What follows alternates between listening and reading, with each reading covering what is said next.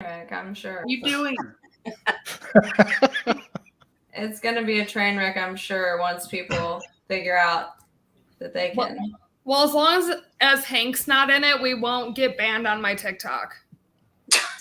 Well, tell Hank he can't be getting us banned. Where's the Batman mask? That's TikTok. On YouTube, I just cover my face like this. You know? I do love my Batman persona, though. I almost got a Robin mask for tonight and wore it just I thought about getting a mask as well. I wish you would have. I wish you would have. Who would be the Joker? Also, whoever said on the Johnny Depp stream earlier that I was doing jury duty today made my whole day. Yeah, somebody's like, well, you were so serious at work. I guess people aren't used to seeing, so they're like, oh, Lindsay's on jury duty. What I really wanted to be like is for all the mother effers that say I don't work, there's proof that I actually. Here's proof I'm actually working. All right. Okay, so we're live on YouTube. We can wait for some more people to show up and just shoot this shit. Or we can just get into it. Yeah, I mean, it's cash. It's whatever. I'm sure once people get on here, the questions will come in and we'll just go from there. And on TikTok, if y'all want to see it clearer, because this is, grade A quality stuff, you can go on SoJo's YouTube. And you can also ask questions that we'll pin, and you can from YouTube you can watch it on TV, which is good. I'm sure it's gonna be some quality entertainment here. Yeah, I have no idea what's going on, so Neither do any of us, Bowman, so you're good. We're literally just showing up for the shit show. I was just told to be here. That's what's happening. So that's very fair and accurate, actually. I don't know how Clint got stuck in a group chat with me, SoJo, and Jen, but that happened. I felt so bad for him last night. I was like, poor Clint's just trying to chill, and we're talking about everything. I went from 0 to 100 real quick. It's definitely going to be some Friday fuckery. So I guess we can do introductions to who's who. I'm SoJo. I'm the podcaster that did the Duggar fuckery. The Duggar fuckery. Mm-hmm. That's the best way to explain it. It really is. Then we got Lindsay. We'll just go down the. I'm Lindsay, but I'm also Mrs. Kickstand on TikTok, and I cover the Duggars on TikTok. So I'm Jen. I've been on SoJo's podcast twice now. And I was the Duggars babysitter. So if you want to hear about that experience, then you can listen to it on her podcast. And Mary's best friend. Love that. I don't know how to introduce myself. I don't actually know what I am. I'm Bowman. I guess I grew up with and alongside the Duggars, and somehow got roped into this. So I don't know. Don't know what I'm doing, actually. I mean, it just so happens to be that you're an unfortunate soul that knew the Duggars, and that's how you wound up here. Yeah. Where are the comments? Okay, I see. Hi, everyone. I'm Mary, and Jen's best friend. I've also been on the SoJo Files a couple of times talking about IBLP and the Duggars. I grew up with them, although if you knew me in that era in IBLP, you would have known me as Ann Phyllis. And I'm Clint. I didn't grow up with the Duggars, but I've known them for a long time, and I was actually a witness in the case where I testified for the government against Josh. Well, this question's easy. I met everyone from covering the Duggar trial. Same. I literally cold called SoJo and Lindsay through Instagram. I actually met SoJo through Carrie. Yeah, that's true. Carrie Jernigan did introduce us. And that's how I met the rest of everyone. I actually haven't met SoJo yet because we never did the podcast. So listen, I was trying, but y'all know what I told Bowman? I said, listen, I'll meet you in person, but all these crazy ladies and shit, like, don't. Is that why you never went through with it? No, hey, to be fair, I tried, but I had a family member that ended up in the hospital with an emergency, and then you had something come up, and But I did tell him, I was like, you don't know me till the door is closed. I'm not trying to get hit with a stool. Oh, yeah. That's fair. It is fair. I mean, I'm just telling you. But Lindsay is the one that has to keep me in tune with stuff because I don't know who's who. I don't know, I don't know the Duggars. I just covered them from the criminal aspect. So when it comes to the personal things, I'm like, I don't know who this person in the back is. And I'll call her and she'll be like, it's so-and-so and so-and-so. I'm like, you're not even here and you know like exactly who it is. That just shows how much of a life I don't have when I'm not working. So Lindsay, how did you get into this? Because I don't really know much about you. Well, when I joined TikTok, it was like the same story as everyone else. We were all bored in quarantine. And then I was actually rewatching the episodes of Counting On because I had just realized that it had been still airing. And I had watched the Duggars since I was a kid because, my mom turned it on and was like, oh, it's America's wholesome family. Yeah, okay, whatever. But and then I did one Duggar TikTok where I was like making fun of Jeremy and Ginger and it went viral. And then everyone started realizing that I knew a lot about them from covering them, which has now evolved into 3 other shows that I'm covering on TLC. But that's how I got roped into this. Gotcha. Raise your hand if you regret covering or having to know the Duggars. I mean, I feel like that's going to be a simple one here. I don't regret it. You're standing alone on that one. That's fine because I love to expose motherfuckers. Hey, I'm here for it. Okay, so this question, Clint, do we want to say this now instead of? I mean, we'll have to say it on the podcast, or do we want to make them wait, or do we want to say it now? I mean, I think that was more of a teaser than anything. It's not really a big deal other than just nobody noticed it. The computer that's in that picture that Caleb Williams took, that's not the HP computer. That's a completely different computer that is, as far as everybody's aware, hereto unaccounted for. Unaccounted for. So there's a picture, and it's Josh sitting in his office on the laptop that was confiscated, and then there's this black. It's a 2008 27-inch iMac, and it was not in the office when the raid happened. That picture was taken like 6 months before or something like that. But you know what? We brought this up last night, and sorry, Bowman, but that's how you got thrown under the bus because somebody was like asking about the computers, and I was saying, well, there's lots of stuff that was missed. And then, I know that you had a computer experience with them. To say the least, yeah. Oh, the highlighter crown. But I remember when Josh got that upgraded to all the iMacs. It was a huge deal. He was all super excited about it. He was very excited about it. I remember it too. Yeah. I spent a lot of time. Well, not a lot of time, but not that much time. Okay, guys. Like a few minutes in his little office back there. He had in their new house. Showing everything. Is that the media room that was upstairs with all the editing stuff in it? Yeah. Yeah. I love how I'm known for the highlighter crown and the spatula chronicles. And yes, I just got banned off TikTok Live again. Did you really? Sure did. Jim Bob works real hard on his off time. He should be taking care of the kids that are at home, but that's none of my business. Hey, Jim Bob works hard, but this crew works harder. That's for motherfucking That's sure. right. We work harder. We work harder. I don't know that Jim Bob actually works that hard. That's why every time I was working with him, he delegates really well and to everybody around him. And he just walks around a lot. That's very true. He delegates all the time. I wish I had that kind of time, Right? Maybe I need to take lessons because my last eval, my boss said I need to delegate more. So I need to talk to him about this. Probably not the best. Figure it out. Just call him up. Hey, how you doing? They want me to add a banner of who all we are. So let's see here.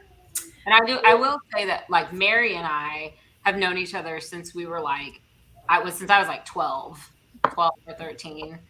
So, and then I've known Bowman. I can't even tell you when I actually met Bowman as a kid. Don't tell him. Now we have to know. Knew each other somehow.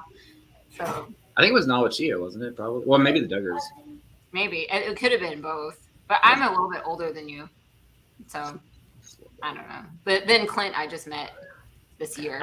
I feel like I've had this conversation with everybody, and that's everybody seems familiar. I feel like we've probably all met each other, but I couldn't tell you when I met anybody. No. Well, and back then we weren't really allowed to talk to you. So this is true. Yes, very true. That is true.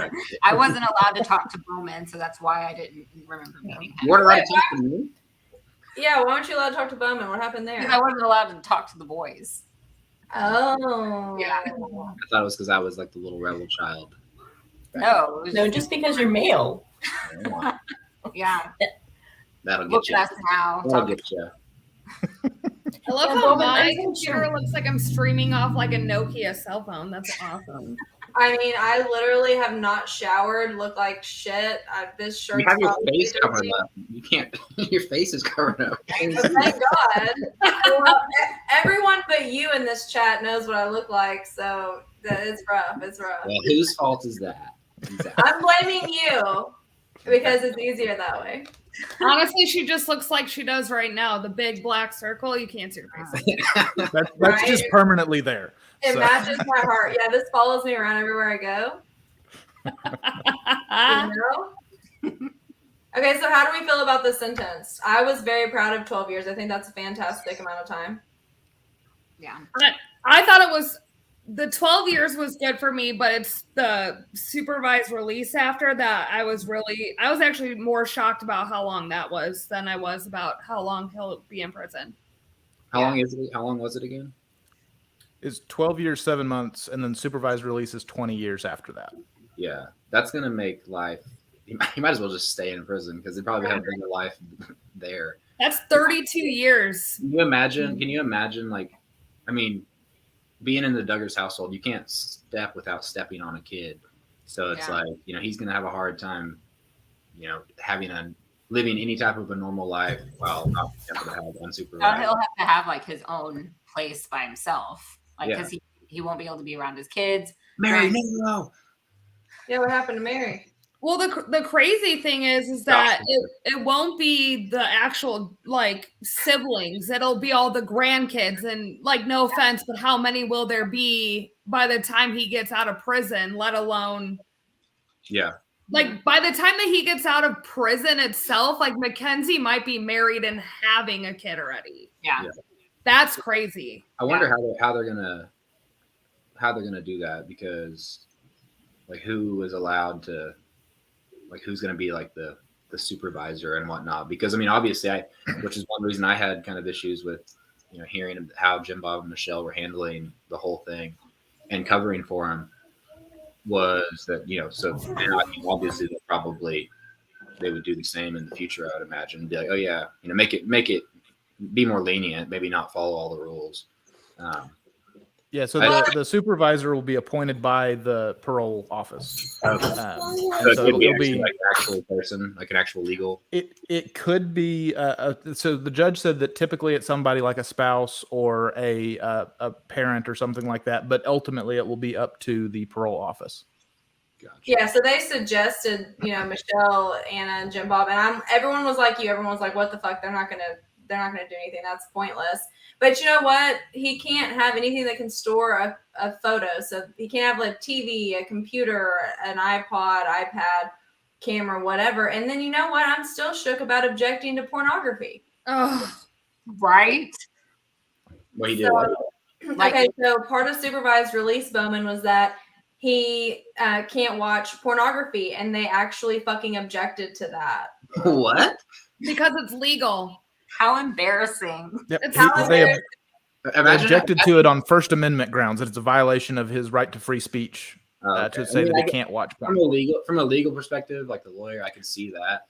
That is exactly the response I had. Like, imagine if that was him wanting it, and you're Anna sitting there, like, and your husband's like, "I'd actually like to look at porn." So it's like Awkward. Well, here's my thing. If it was drugs, tax evasion, robbery, or some shit, and you objected to it on First Amendment grounds, fine. But when you're a sex offender and you're claiming to be this Christian, perfect husband, perfect dad, and you object, in this case, over watching porn, get the fuck out of here. Speaking of tax evasion, there's a whole story there too. Seriously. We're all down that rabbit hole. We're gonna have a private group text. We'll add. We're gonna have to add more to the group text. We're gonna add more to the group text. The fucking text. I want to be in the group text too. Right? It's a good time. I mean, Clint probably regrets it half the time, but I had to mute the text group today while I was working. So You have a lot to say, Clint, okay? right. So they don't really do parole with the feds. So you have to serve at least 85% of your time before you can get out, and you have to work really hard in these programs, therapy, whatever, yada yada yada, to get out. I fully expect him to spend every bit of 12 years in there. He will be able to live with his kids as long as he's supervised. And a lot of people have a problem with that, and I understand that. It's like the most common question I've been getting is like, why would he be around his kids? Why would Anna take them to go see him while he's there? Yeah. I mean, it's because what's what they do. Yeah. That's what they do. This is how all of us feel, I would assume. So, Notice how dead that response was. Like, just right? Everyone's just like, fuck it. Well, I mean, it's part of what Anna has been taught to do. I mean, if something happens to your husband and he has to go to prison, the rules are you take the children to visit him as, you know, when you can, and that's just what they do. you know, for normal. That says that to take him 3 times a year or something. I'll read it. Don't worry. I have the screenshot on my phone because I made a TikTok about it earlier. Hold on. That's what Lindsay's here for. From the beautiful words of Debbie Fucktard Pearl, if your husband ever sexually handles your children, call the authorities, testify against him in court, and pray that he gets at least 20 years in prison, so that the children will be grown when he gets out. Visit him there and be an encouragement to him. Get him books and tapes on good Bible teaching, and let him see the children 3 or 4 times a year in the prison visiting area. Children heal better from sexual assaults when they know the perpetrators, even their fathers, are punished for it. They are also likely to follow in his footsteps. What? It's literally in a book that they give, like the Pearls, like have a bunch of books. Like one book highly encourages like blanket training and all of that, and then this one is like teaching like their young girls that are in courtships, like it's okay to be a submissive person, and this is what you need to do. And the fact that that is in the book just shows how undocumented and often this happens. Mm-hmm. If you need an excerpt in a book, If you want to talk about excerpts, Mary is the girl for. Yeah. She's got some great experts. I actually know Debbie Pearl personally. I know most of the family. That Michael, sounds, Debbie, that a sounds couple really of the daughters. I was pretty good friends with one of the daughters when I was in the cult. So I have a lot to say about them and their teachings. And actually, this teaching is not just for females entering a courtship. It begins much earlier. I mean, 7, 8, 10. It's already full indoctrination all the way. Jesus. Yeah. Have you guys watched Under the Banner of Heaven on Hulu? Have you seen that at all? no, I need to sit down and watch it. So it's about like Mormonism and whatnot, but there are some. I've been watching it, and there are some crazy similarities between it and everything about like the cult and everything that's going on with this. And Mormonism is my other forte, and so is fundamentalism. Mormonism. It's really, really good. That was my It's really good, and it exposes a lot of like. It made me think of that because there's a whole thing about these guys, like the husbands basically decide to go back to like the fundamentalist roots, and it's basically like the women are just there to procreate and please the husbands and nothing else. And they actually, one woman, the whole storyline is a woman like strayed from it and then got killed. They did like a blood atonement, and it's a true story. Wow. I think it actually is a true story that happened back in the 70s or something. They actually killed this wife because she strayed from like, you know, the law or something, God's law. Pretty crazy. But it's a really good show. You should watch it. All right, Me and SoJo's next podcast, where Sister Wives meets the new show. where crazy just all comes together as one. Bowman, do you want to tell your story about what you found on that computer that you got from the Duggars? Or No. Maybe in a second. I'm gonna get another drink. I'll be right back. Peanut Fundies, spatulas, and Papa John. I love that squirrel to death. That squirrel is my spirit animal. Right. That's who Papa John is. And welcome in the first episode of the new season of Welcome to Plathville, there was a squirrel in their B-roll sitting on a piece of pizza while eating the piece of pizza. And I love him. He's a mood. I've felt that way before. Yeah. Same. I feel like that right now. I'm telling you. Someone said Bowman's not coming back. Probably not. Yeah, I gotta go. I'm coming back. Oh, He's coming. sorry, we underestimated you. He wasn't in Gen Pop when he goes to the feds. So the only reason why he was in solitary confinement is because he was a federal prisoner in county custody. So they had him in solitary confinement for that. But once he's transferred, though he may be by himself for whatever COVID protocols they have in place at that facility, he will be in Gen Pop once that's cleared. So yeah, he's gonna have friends. No, he's not. Yay! Or he might. Special friends. He's gonna get. Yeah, he's gonna get something. He's gonna get a boyfriend. I don't know, but it'll be Don't drop the soap. no. Or do. Whatever works. Yeah, well, I mean, look, it could be the happiest he's ever been. I guess. Maybe it'd be really funny is if like he like turns into like this full like straight prison lifestyle. He's like jacked with tattoos when he comes out.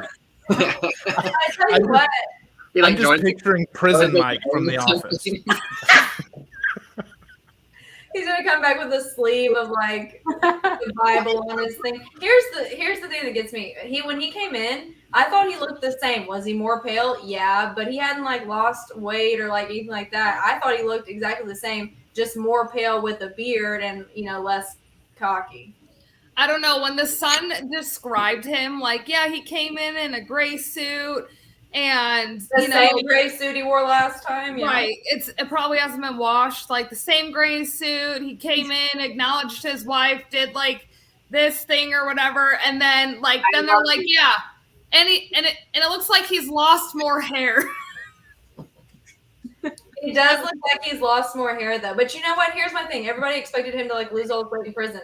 Why? They eat shit like tater tot casserole. The dude's literally been training for prison his whole life.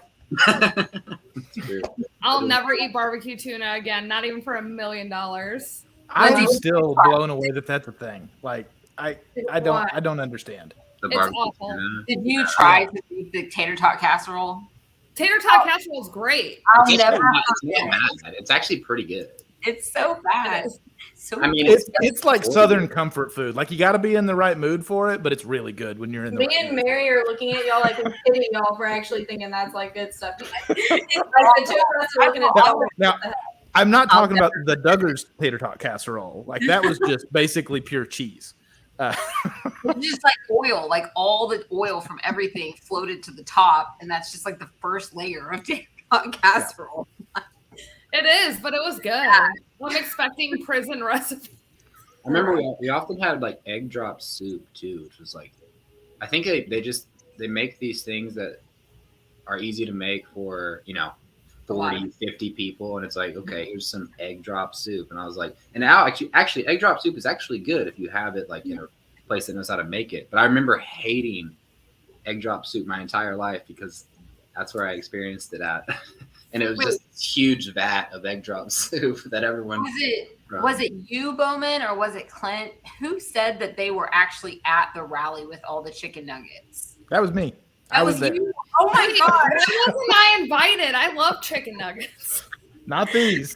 Not these. No, I'll never be able to eat them again after thinking about nuggets put in some plain ass igloo cooler with and then you transported it. Like I can just see it now, like slave labor kids just dunking chicken nuggets in an igloo fucking cooler. They're sweaty. Yeah, they get transported. Crack open the igloo cooler. Come get like a buffet. Come get your chicken nuggets from the igloo cooler. Never again. When did Dude, this happen? Mojo, that is what happened. That is what happened. Bowman Jen did that years ago. I was the cook of the chicken nuggets. That was you bastard. Giving everybody diarrhea and food poisoning with nuggets. I never want to have norovirus again in my life. That's where you get norovirus. Somebody wants to know if Anna will leave him. So if we want to just go and I'm going to defer this, but we can just go in order to who's going to like what everybody thinks. I'm sure the guys don't give two shits. I don't give two shits. I'm going to leave this to Mary, Lindsay, and Jen. No, I don't think she will.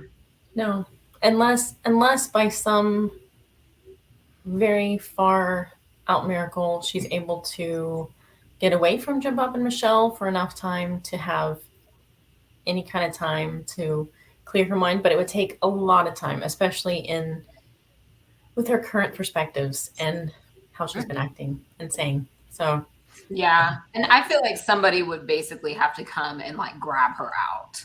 I don't think she would actually do it herself. I think somebody would have to like come in and really persuade her to do it. But I talked about that. I talked about that on somebody interviewed me or something, and I like Distractify or something, and spoke on that. And I told them that something that a lot of people don't get, because when they look at it and they're like, okay, this is crazy. Why wouldn't you leave? Why would you let your kids, still be involved? Why would you do this? They don't understand like how radical the Duggars' beliefs are. Uh-huh. They preach like radical forgiveness, and they truly believe it. And something that I often heard was like the Apostle Paul, who used to be Saul, who, when he was Saul, what he did was kill Christians, and then had this huge conversion thing. And then he was like, Apostle Paul is like a huge, missionary for God. And they basically use that story as a way to say that anyone, no matter what you do, you can be redeemed from it. Yep. And so as long as she's still a Christian, this type of like Christianity, I think she's always going to be believing that that he can change, and that he can that it's her duty to forgive him and still stick by his side. I think that's the important distinction, because a lot of different parts of Christianity do believe in radical forgiveness and that kind of thing. But the difference with this is she believes it's her job to, like, she has to forgive him. That's her job. Yeah. Part of the reason that he has the issues that he had is her fault. Yeah. That's part of the whole Absolutely. thing. That's part of that. That's one of the big reasons she's not going to leave, because she's responsible, in her opinion, for what's going on. Right. So someone asked, so the Duggars will support her in her brood. That's what they said. This is probably a Mary question right here. I think so. Largely because Jim Bob has a lot to lose if he lets her out from under his thumb. Yeah. And so he is very motivated to support her, to keep her close, to keep her controlled. Yes. Yeah. It says no disrespect to her, but is Anna childlike, or is she just brainwashed from birth? I say both. Yes, both. Both. I mean, whenever I talked in my second podcast with SoJo, I talked a little bit about my own experience and what advice they gave me whenever I was getting divorced. And then the story where I ran into Anna at a wedding, and she is very childlike. Her voice is childlike, her demeanor, but she was born into all of this. She was, bred to be this kind of wife. I believe she was. But you also, I think so her sister, Savannah, that's her name, right? I think, younger sister. Susanna. Yeah. Nana, yeah. There's just so many women, There's a lot of them. This is why I told you to meet. Don't say you know me till the door is shut. Whenever she came into the picture, I was like 16, 15 maybe. And I remember it was before Josh and Anna got married, and the whole family was here hanging out kind of for a while. And I started talking to Susanna and realized that she was not at all like the rest of the family. Super normal, super like rebellious, kind of like me. And so she got out of it somehow. and she was not super supportive of it at all. So I think Anna probably just kind of stuck with the being brainwashed, but it wasn't like there wasn't a chance for her to choose a different path because her sister, at least back then, had. I think now she's probably more. I heard she got married and like has a kid or something now. I don't know. I'm pretty sure she had a child out of wedlock, and then I know. Clutch your pearls, everyone. Relax. It wasn't mine. It's gonna be okay. It wasn't mine. Not that there's anything wrong with it, but in their like little world, that is a sin. But she had a child, and then she got married, and like a lot of people were thinking that her parents weren't supportive of her, but they all went to her wedding. I didn't get an invite. That sucks. Same. Those kids are too cool for that. Speaking of children out of wedlock, that was always weird. Because growing up, especially like my mom being involved in stuff, she'd be like, Bowman, don't do this, or don't sleep with people. It was always like, don't do this. But if you do, and you happen to like get a girl pregnant, then it's okay. Because Rachel Duggar, their cousin, I want to say, got pregnant when she was 14 or 13 or something. Like 14. And it was like crazy. But the Duggars were still like accepted her kind of. My mom like worked through. I think my mom delivered her kid. But it was really weird. It's like, okay, sex out of marriage is bad, but unless it results in a kid, then it's like, hey, right? You didn't get caught. I don't know. It was weird. Yeah. I don't know whatever happened to that kid. The Ivy? Are you talking about? I know Michelle's sister has a kid that they're raising. Tyler. Is that him? I think that's him. I think so too. Yeah. Okay. I just remember Rachel was also kind of like, normal and kind of rebellious. I think we were probably 14. I was around her age when she got pregnant. Okay, Duggar besties, this next one's for y'all. Bowman, Mary, and Jen, were there any of you at the wedding, and did the crowd realize then how cringy the loyalty song was? The funny thing is, y'all missed the main person that was at the damn wedding, or at the. I was not at the wedding. I went to the wedding reception here in Northwest Arkansas, but I did not go to the wedding. Yeah, I couldn't bring myself to go. Oh, for the crab salad sandwiches. They didn't have TikTok casserole. What the hell, y'all? I don't think there was any food at the reception. It was a real small reception. I was working at First Baptist down in Springdale at the time. It was at First Baptist, wasn't it? It was at First Baptist. It was in the little children's ministry area back there. I was. Of course it was. Were you? Yeah. That was. Who went to the reception? I chickened out and didn't go. I was like, I'm not going. I guess the girls outsmarted you two. I just remember if you can go look up and find videos. Anna's, not to be like rude or anything, but Anna's dad's voice is the funniest thing I've ever heard in my entire life. I think you should read the letter for us in your version of his voice. I would have to go rewatch it because I've kind of blocked it out. But I just remember, I remember like looking around at everyone. I'm like, are we like, is this like a sitcom right now? Because no one's laughing. I'm the only one laughing at this guy, how he's talking. He's like this insanely high voice. It's just really, I just remember it being really funny. I don't know.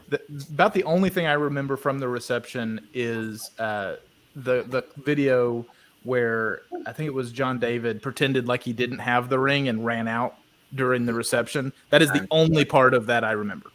I'm giving you like that flat face emoji right now, Clint, where it's like really? The fact that entire episode is embedded in my brain because when it was my wedding week, which was the same week that Josh got arrested, I recapped it to be an asshole. Oh.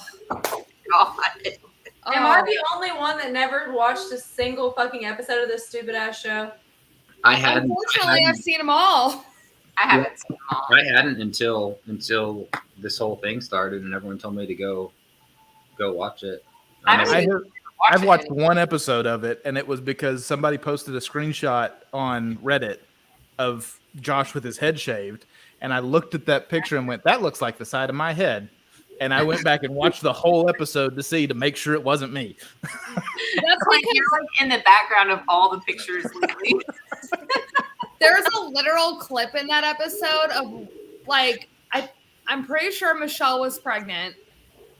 No. And he was shaving Josh's neck. Are you sure? Maybe, I don't know. He's shaving his neck. She always did that. She always the back of his neck, and she was like, "Oh, my little Joshy boy, you're growing up." They would always do that. Your Michelle voice is real bad. It's the best thing guys LP is as culty as the Warren Jeff cult. I would say it's pretty absolutely 1095.99%. Yeah, I mean they don't all. It's like in this cult that everybody doesn't live together, but it's very controlled. Look at all these people saying they've seen every episode. They're admitting you're getting. I admitted it, and then I go back and rewatch them for things like clips and stuff. Oh my gosh, that's hilarious. You know, I hadn't watched it at all. I didn't watch it until I wanted to see how they portrayed my mom on there, and because there was always this sketchy stuff about them like hiding the fact that she was acting like a midwife, and sure enough, I went and like they purposefully like did not put her in there several times. Several of the births, you could see her hands in all of them, but they didn't put her in there, and that was because this whole thing. There was one episode they actually, I guess they aired it and said like midwife, and then it blew up, and then they actually had to like do a recall because my mom started freaking out because she was not a midwife, and she's like worried she was going to get caught, and they literally like re-aired it is what I heard. So that's why I went back and started watching some of them to see. Well, why don't you explain who your mom is for people that don't know? So she's been on the show a lot. She's the Bradley method teacher. Teresa Fedosky is her name. I don't know how many episodes she's been on. She's been involved in just about every birth in some way with every kid and Michelle since probably 2002, honestly. But the whole issue that I had with it and that I thought was really sketchy was that she has always acted as a midwife in these births and while not being licensed. She's not actually a licensed midwife, and but she would, and the Duggars pretty much covered for her, because when you're a midwife, you're licensed. You can do certain things, and when you're not, you have to be a doula, and there's certain things you're not allowed to do, like catch the baby or cut the cord or different things. And she pretty much did all of those things, and then just said, "Hey, let's just keep it hush hush. You know, I'm not a midwife. I'm a doula," and the Duggars went along with it. So wait, a doula can't like touch the baby or clip the cord. They're like just there for emotional support and handing whatever off. And then so I don't know like the full, like I haven't looked up the full legal things of it, but there are certain things a doula can and can't do that a midwife is allowed to do. And in every birth she's ever been involved in, she is the midwife. She acts as the midwife and tells everyone to keep it quiet, pretty much. Interesting. Which is kind of funny. I mean, because you have these people who are supposed to be like the epitome of what like Christianity is, which is like honesty and all this, and then they're covering up for this woman who's doing kind of sketchy things, you know. I remember back before the show started, back in like 2006, there were discussions at the Duggars house where people were talking about, you know, on the show, it's going to be portrayed as if the Duggars are doing all of this stuff on their own. And that's not what was happening. There was all these people in the community that were helping to get things done. Mm-hmm. And the discussion basically boiled down to, it's okay because it's a ministry. We're doing this to like to put the best foot forward type thing to people. And it's going out to, you know, the unsaved, unwashed masses type thing. Yeah. That's something that they always use. That's another thing. It's just pretty much you can like, they cherry pick Bible verses to fit their narrative. So like one that my mom and the Duggars have always used is the story of the midwives who lied in lied to Pharaoh about Moses to save Moses, and so they use that as saying in certain instances lying is okay if it furthers God's will. Right, because in that story, the lying, like the Bible specifically says that their lies were counted as righteousness for them. Yeah, and they use This that. constant fuckery is next level. This is Bible abuse. Like, we're just manipulating the Bible to say whatever the fuck we want it to say. Yeah, That's actually a really good way to put it, SoJo. I like that Bible abuse. Yeah. It is. That's what it is. Yes. Yeah. It's And unreal. it's like this never-ending spider web of, Bible verses and lies, and it just spreads, and you don't know where anything is really coming from because people are covering for other people, and it's craziness. I don't mean to interrupt, but can somebody send me a link to that in the chat if you know what I mean? I don't know. I don't see it. That's why I'm asking. Her followers, it's apparently Lindsay's doing the Lord's work Googling something for us. I don't know. So the chat is part of saying that they're saying Texas, but I'm not seeing a link, and I'm not calling anybody a liar, but I can't unless I have a link. They're saying the Bureau of Prisons decided that he's going to Texas, or I haven't seen that. They're asking. So basically, they requested 3 different facilities. All 3 were in Texas.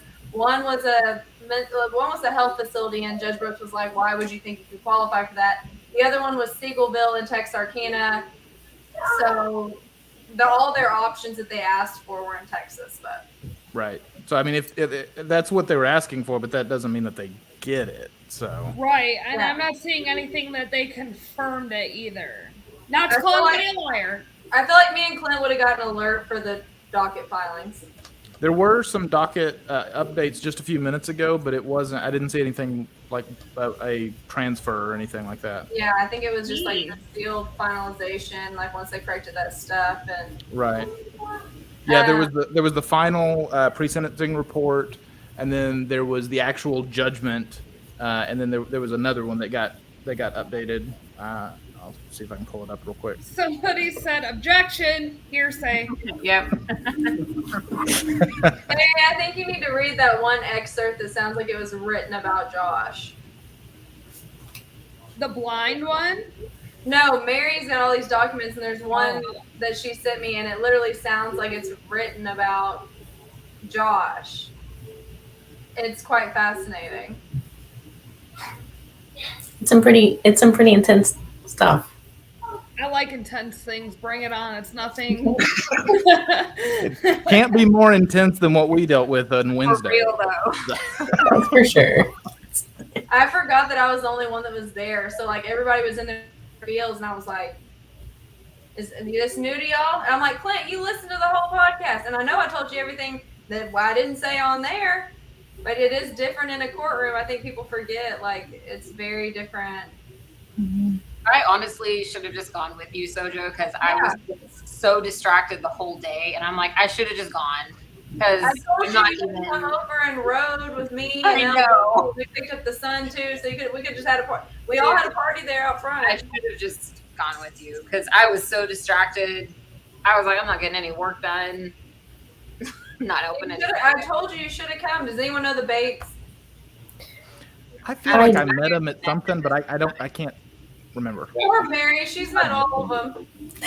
I don't know them personally. However, Gil Bates is on the board of IBLP and has been influential in covering up and other allegations of sexual abuse. So yes, they are. I definitely is bad. Well, I mean, this is the only thing I know about the Bates. They did that stupid ass video on Instagram, like making fun of George Floyd. And I was like, if cancel culture doesn't get these people, then I don't know what will. Yeah. You know, like cancel culture is worse than, the wrath of God, I'm thinking. So, yeah. Bowman, they want to know what you're drinking. And they want to know if you've drank enough to share your computer story. And by they, I mean I'm drinking. This is a little Starburst packet from Walmart, 10 calories, with a bunch of rum in it, actually. Very That's good. Ooh, that's I'm going. Enough to share my. No, but I'll be right back. Wait, no. Okay. So, from what Alice has sent me, it's not confirming that he's going to Texas. It just says that he was recommended to go to Segoville or FCI, what is it, Texarkana, both in Texas, depending on bed availability. Yeah, so And then that's the actual judgment that got filed. Yeah, a few Right, but hours ago. it's not confirmed, and it's also not on Duggar Snark's Reddit, so I don't think it's actually like a confirmed. And from what I understand, wouldn't we not know until after he was transferred? Has to. So what they do is they have to make a spot. See, I don't trust certain source. They has to make they'll make a bed for him, and then they will complete the transfer. So what people are looking at is that's from judge's notes from sentencing. That's not an actual order. Yeah. That's not. They don't know who has a bed open or anything like that. So Yeah. that's not finalized. Yeah, the Sun is still putting up updates in the sentencing thread. They have been since Wednesday, and they're talking about that. They're talking about the facility inside Josh Duggar's possible Texas prison and how the prison made national headlines and things like that. I don't know who the hell this is. Kelly Jo Bates. Oh, I don't know. I don't know. Yeah, that's the Bates, but But I don't. They tried to blame the Bates for the whole Josh Duggar thing, and so I did not know. Let me tell you something. I did not know who the Bates were, and so Clint knows because I did this to him. I tried to botch or only halfway say the names of people involved that I thought were just like innocent bystanders getting drugged down. So like with them, they said, Carlin Bates was supposed to come get his Versa, and then they were trying to say, well, he was on the car lot, so maybe he did it, or what? Maybe it's a girl, I don't know. But I just thought it was some random ass person from Springdale, so I cut that short on the podcast, trying to spare that person. Then come to find out the whole Bates family, and they tried to blame one of the Bates or insinuate that it could possibly be one of them. So I'm like, surely they're not friendly anymore. Why don't we have Kaylee on here? Is she not trying to talk? I think she is ready to have her privacy back. Damn it, Kaylee. Hey, we're having group therapy here, This literally is therapy. Yeah. This is therapy. Let's see. I'm sending this to Kaylee right now. There's actually a few people asking again how we all know the Duggars. Yeah, if y'all want to. So me and Bestie, I can't figure out which. Okay, me and Bestie right here. Weird. I just covered true crime and Miss Kickstand Lindsay on What's TikTok. Yeah, what's the kickstand come from after your? It's my husband's motorcycle road name because when he was a prospect, he He's a whole ass biker gang. down and he dropped his bike in front of everyone. So his nickname became Kickstand, and because I was marrying him, I became Mrs. Kickstand. That is a lot. That's funny. Yeah, it's happened quite a few times with me on the back too when we were road tripping across the country. But even though I broke my tailbone, I still kind of forgive him. It's okay. You broke your tailbone? That's hilarious. I don't get these references from the show, y'all. So this is something that I'm not gonna get into. Although, Bowman, someone said to share your story, or they're gonna share it for you. How are they gonna share it? How are they gonna share it for me? The fuck? They're gonna drop it in the comment section, I guess. The spicy food thing is because none of the recipes that I made from their blog or anything, there's no spices, nothing, no salt, no pepper, because it's all canned food and frozen food. It's full No, you season did not anyway. buy a recipe book from them. No, you did not. No, I didn't buy it. It's on their website. Their Yeah, it's on their website. That's where the barbecue tuna came from. I don't think I ever remember using spices when I babysat for them. Well, It you was are right. all, what, Bowman? You are right. Hey, I'm a good spicer, okay? Okay. Yeah, I didn't use spices either. I don't know. This is the South. My family did, but the way I've described our relationship with the Duggars is my family was the Duggars' liberal friends, which is hilarious because my family's very conservative. Yeah. I think Bowman's secretly Yes. the liberal friend. Your family is very conservative. Wait, what? What'd you say? I said I think you're secretly the liberal friend. I bet you're blocked on social media. I always was, and even when I was 13, I felt like I was I remember like going into meeting them thinking they were going to judge me and whatnot because I didn't wear collared shirts and like wore camo pants and stuff.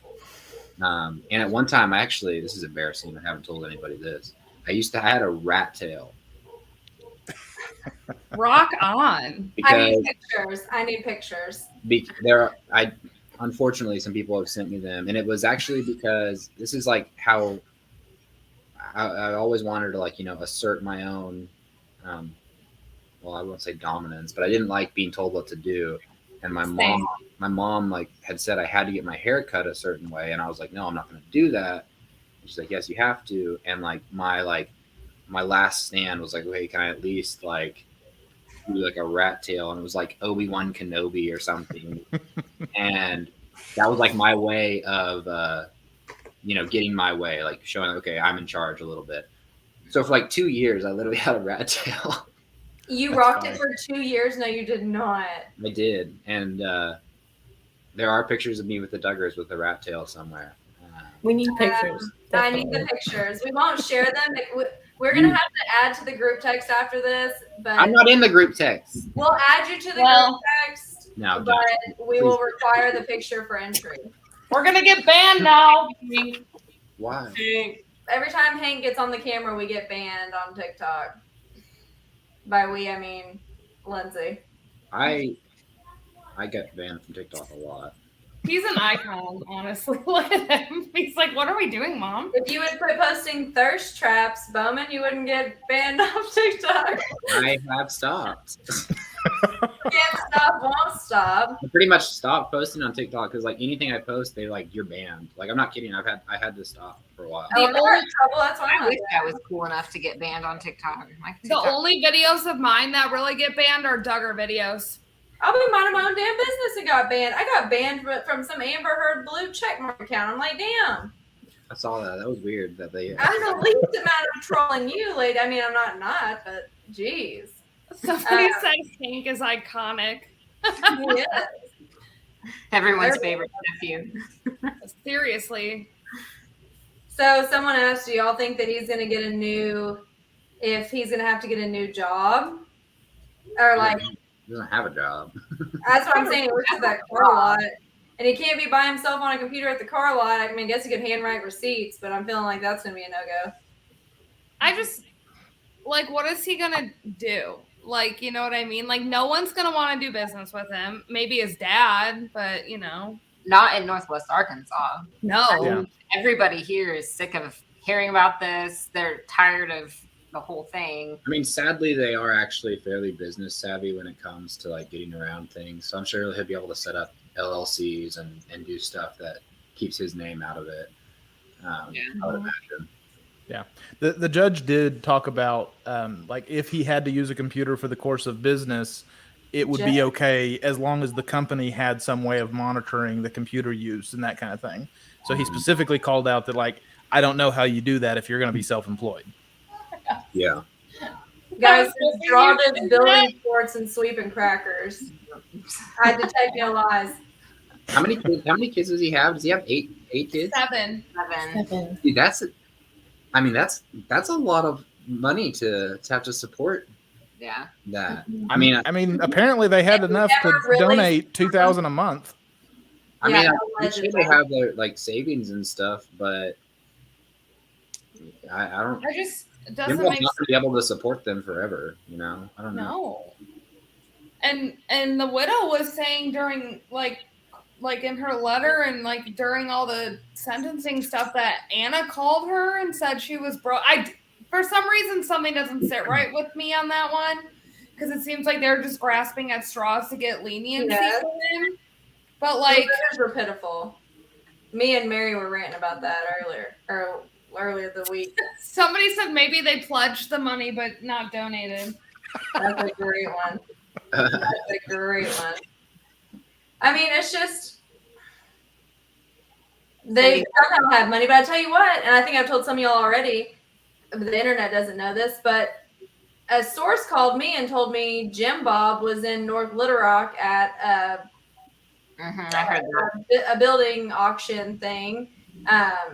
And I'm like, what the fuck, dude? You're like 72 hours away from your kid going to prison. You're chilling in North Little Rock auctioning on businesses. Like, don't you have more important things to do? What are you doing in North Little Rock? Dogtown don't want you. They'll send you packing real quick. For a long time, there was a rumor that he was trying to buy enough land to build his own neighborhood. Yeah, I saw the. I can send you the documents for that. Thank you. The fucked up thing is if you were to do that, there are still a lot of people around here in their circle that would take enough on that. The 467 brainless morons that voted for him. Yeah, seriously. Like my parents would probably buy into that. I'm not kidding. Can you explain how he's paying the widow? Who wants to brave that question? What is it? Can you explain why he's paying Wilson? I mean, the official story is that her husband died, and he's a kind and charitable person, and has been donating $2,000 a month for the last 4 years to her. It's because he built sports, okay? He's just trying to do the respect. Dog is a dog. Hey. But in the cult, it's considered pure and undefiled religion to take care of widows, and the more secret you do it, the better. So the few people that know, the better. However, obviously, everyone knows, and everyone did know. And may I just mention that the financial counselor, whose conversation with her should have been confidential, excuse me, and someone else is telling about it. There's a lot of breach of confidentiality going on here. Yeah, which is also very typical. Very typical. And admitted it in the letter. Like, my husband, who's a financial counselor, said that he saw this, and then they just like announced it. You know what? First off, everyone knew because it was mentioned in every single letter, and then you had to name drop the woman and the amount. Like, that was what the hell? Without her permission, or if she had it, why didn't she write a letter in the first place? Yeah, I mean, there's just a lot of fishy stuff going on here. Yeah, a lot. I've taken care of a few widows before. Bowman, I saw your beach vacation. You're talking about that hot tub. The hot tubs. Not financially, but who was outraged by the letters? I didn't read a single one. I was indifferent to them. They just super fake.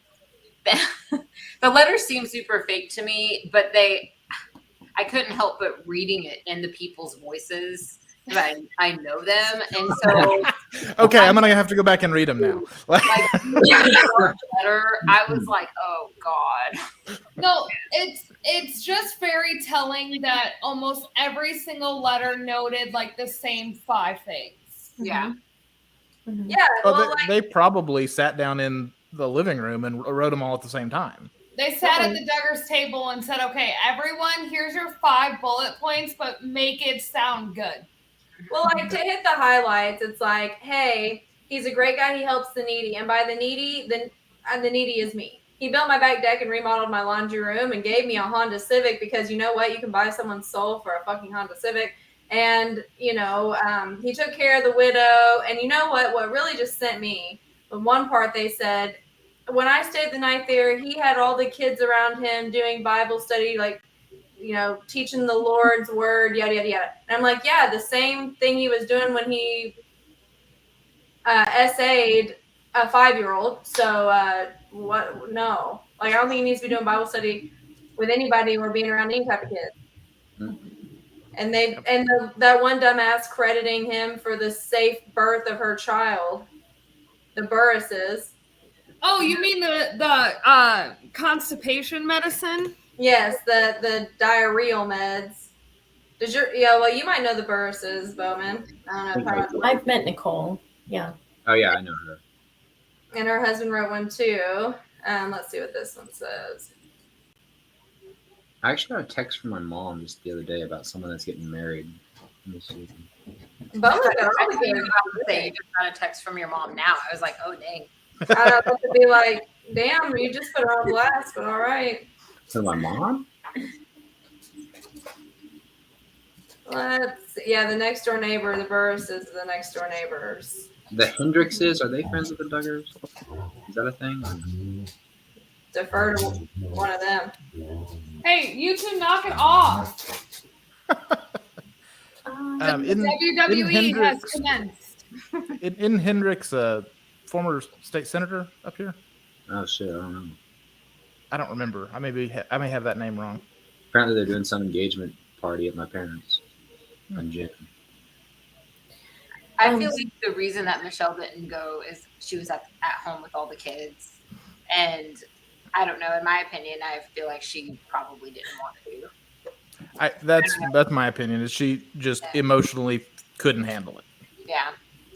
Mary, what were you gonna say? I've also heard another perspective, and I definitely concur with that as well. I've heard another perspective related to her age. She's getting a little bit older, and I mean, not like old. So sorry, just a second. No, you're good. What age was that? I think it has to do with a lot of factors. I mean, right off the bat, the reason that I thought Michelle wasn't in court is she's watching not only her own minor children that are at home, she's watching Anna's or anybody who did show up during trial, which was, Joyanna showed up, Jill was there. Oh, damn. Hold on. What's it say? I'm blind. No, don't worry about it. Not me being like, what? I desperately wanted to jump towards the camera, but I was like, wait, she's gonna get mad at me if she's watching this. I'm texting Kaylee right now. Yeah, so I think it's Look, just... Wait, is Clint on there? say yes, come join us. I told her. Hang on, I'll text her. We got group therapy on here. Come and have a good time. Yeah, I just think a lot of it has to do with the fact that she was either A, watching kids, or B, Jim Bob just simply did not want her Look there. at this shade. Yeah, Lindsay. Yeah. And also, though, if I can go back to what I was saying, Yes. So sorry about that interruption. So once females reach like kind of this age of like menopause, 50s-ish, they kind of disappear from view. So, I think that's going to be along what she's going to do too. Is it an issue that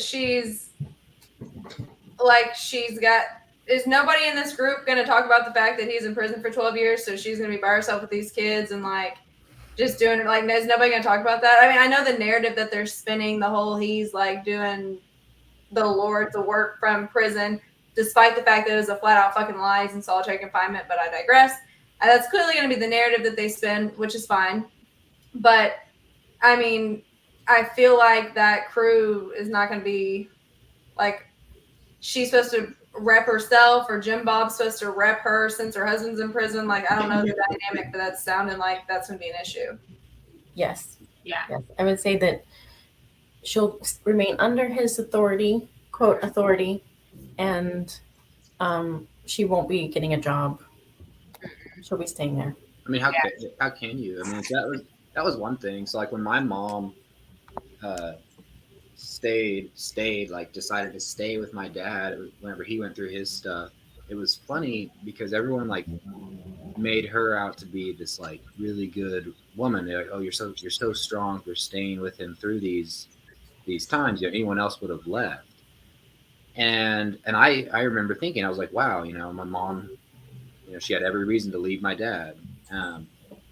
Then I thought of it. Now I've thought of it. I was like, okay, my dad is a doctor, and then went through his issues, had to go to rehab. He lost his license for a little while, got it back. I was like, okay, well, what other option like would she have had? She had 6 kids at the time. I was like, and we were all homeschooled. It was like what was she gonna do? Was she going to go get a $12 an hour job? And she didn't have any work experience, didn't have a degree. I was like, what would she have done? Like, yeah, Bowman, I talk about this. It was like, I talk about this on my podcast. Yeah, it was like, and so I remember growing up thinking like, wow, my mom was like so strong for staying with my dad. Now I think I'm like, no, she wasn't. It's like, what would she have done? Send us to public school? She wasn't going to do that. Her only option was to stay with him. And then, you know, she's reaped the benefits of that now that he got his license back and all that. But the interesting thing with that is she still like holds that over his head. But that's a whole different thing. But everybody, levels of fuckery from everybody involved, really, like mentally, emotionally, like there's just constant layers of manipulation and brain ninja tactics going on. yeah. Well, I mean, look at how they treated her when the police reports and Ashley Madison came out within the same 6 weeks. They literally moved her into the girls' room. Yeah. They moved her into the girls' room, and she was in there because Jessa and Jill had just moved out, and they moved her into the girls' room with her 4 kids. I think she had just had baby number 4, and they were supporting her and taking her to Rockford, Illinois on their plane to make sure she was visiting and bringing care packages. And she literally sat on camera and said, I've forgiven him, and we just have a lot to work on. Yeah. Why do women disappear after menopause, Mary? So, the males, like their females, young and fertile, young in appearance. And so, I mean, there's 3 uses for females: sex, pleasure for men, bearing children, and keeping house, or making. So in keeping house is making the male successful. So that's the 3 purposes. So, and that's indoctrinated. Like she has the research, the books, that's all for reals. Yeah. And I've lived it too. I was born and raised. My father was Dr. Dodie Murphy. He was a leader in the cult under Bill Gothard. That's your dad? Yes. Oh my God. Yeah. The tea has been spilled on that one. The tea has been spilled. But hey, what was that doctor that I asked you about, Mary, that wrote the book that I was like, what in the hell? Dr. Ed Wheat. Yeah. So I actually knew him too. Poor Mary. She knows everybody. Yeah, the long and short of this is Mary knows everybody. Mary is literally the IBLP super source. Yeah. I've been looking for that book. You know, I just want to read it. I think Josh has a copy of it. I bet you, yeah, he does have a copy of it. But I tell you what, I was going to get a copy to like, for research purposes, whatever. But I was like, I'm not giving this asshole any fucking money. So I go to the used book section and I'm like looking through it and I pull one up and it's literally like used copy. Pages are stuck together. There's some stains on it. Yada, yada, yada. And I was like, so Lysol, only touch with gloves. Get the fuck out of here. No. I swear to God, it's on Amazon. Go look. It says pages stuck together, watermarks. No thanks. I don't want to catch Bowman's face. No, I want to catch diseases. I'll discount diseases with that. Thanks, Sierra. We love Mary. Yes. And like my story is a little bit different. Like Mary was born into all of this, and then I came a little bit later when I was like 11 or 12. So like all of my preteen and teenage years, I was taught the same things that Mary was and indoctrinated. And so it's taken a long time to like get out and retrain my brain into the real world. So these 2 are lifers, and those 2 on the far end came in at some point in time in their life and then were able to get out. You were the liberal friends, Clint. Y'all didn't make me glad. Okay, this is not my area, so I'm going. I found it. Okay, go to the used section and read the descriptions of the books in the used section. This is not my thing, so this is going to be Mary. So Jason has made a public statement, and it was really great. I'm going to do a podcast episode about it probably tonight or tomorrow. Y'all, by the way, I know all y'all on the podcast loved Mary, and Mary has started her own podcast. So make sure that you go follow that on Instagram, Out of the Shadows with Mary Murphy, and that's also the name of the podcast. So you'll definitely want to go listen, because all you people that love the Duggars, this your girl right here. Why can I? It's backwards. I can't figure out where I'm going with my hands. What are you doing over there? I don't know. Hi, Umbrella Rebellion. Yes, we were in IBLP ATI. Yeah. Mary, did you know Rebecca Swicegood? I do know Rebecca Swicegood, yes. Oh, you still know her? Oh, well, I mean, Mary I knows haven't spoken with her in years, but yes, I know her and have since she was tiny. You should tell her. Tell her I said hi. Oh, she wouldn't speak to me, but I'm a black sheep. I've been blacklisted. No, So- Bowman, she's still in. And she's still in. Yeah, she's still sadly. in. I have got some stuff that people would love to hear, but We're waiting for you to tell the computer Tell story me. and I don't want tell Gentlemen, it short. no, this is actually. We're having dinner. You're not telling it short on the computer story, Bowman. The people are waiting. This story is actually crazier than the computer story, if you could imagine that. No, I can't. So let's hear it. Let's go. No, I can't do it. It involves a woman. Oh Lord. Okay. Well, you didn't have to be a cock tease on the middle of our TV show. Like Oh, what? you heard me. You heard me. Oh my god. You heard me. Anyway, someone tell Rebecca I said hi. I'm blocked, so it's been. So am I. I'm blocked too, Bowman. Yeah. Oh God. Actually, Jen, I do need to tell you that story. We need to talk. We need to It's actually one of the funniest stories you will ever. Yeah, mine isn't funny. So we'll talk later. Yeah. But look at all these people upset with you, Bowman. Why am I such a tease? Everyone got Should the have seen him popcorn stand ready. up earlier. Yeah. If you'd been here earlier, Whoa! there you go. Let's get that, Chloe. You can get more of that on his TikTok. Somebody had a really good question. It said, It is in the well, description. Mary, are you going to be in the Amazon IBLP doc that they're doing? That's a great question. So I actually am not. I declined that invitation. And I am, however, doing my own podcast, have a lot of other projects in the works right now. And also there's another documentary that I want to mention. It's called Until the Truth. It's going to be a really great documentary coming out later this year, probably. My content ears just went, yes, we will recap. Yes. You of all people need to be subscribing right now to Mary's podcast because that's gonna be that's gonna be. I'll just stop listening to yours during the workday and just listen to Mary. That's fine. You should. You absolutely should because you know I'm gonna call you and tell you all my shit anyways. So you probably know before it happens in advance, so you might as well get the goods. Mary knows way more than I do. I've actually went out of my way to not listen to your podcast because I'm upset that you haven't had me yet. Bowman. Okay, you know what? I listened to one with the first one with Clint, and that was the only one I listened to. The Okay. rest- That's a good one. There you go. Thank you. Okay, I'll see your ass tomorrow. And don't get me beat up by some ladies. I'm actually busy. I'm really busy tomorrow. Yeah, you do that shit every time. Every time.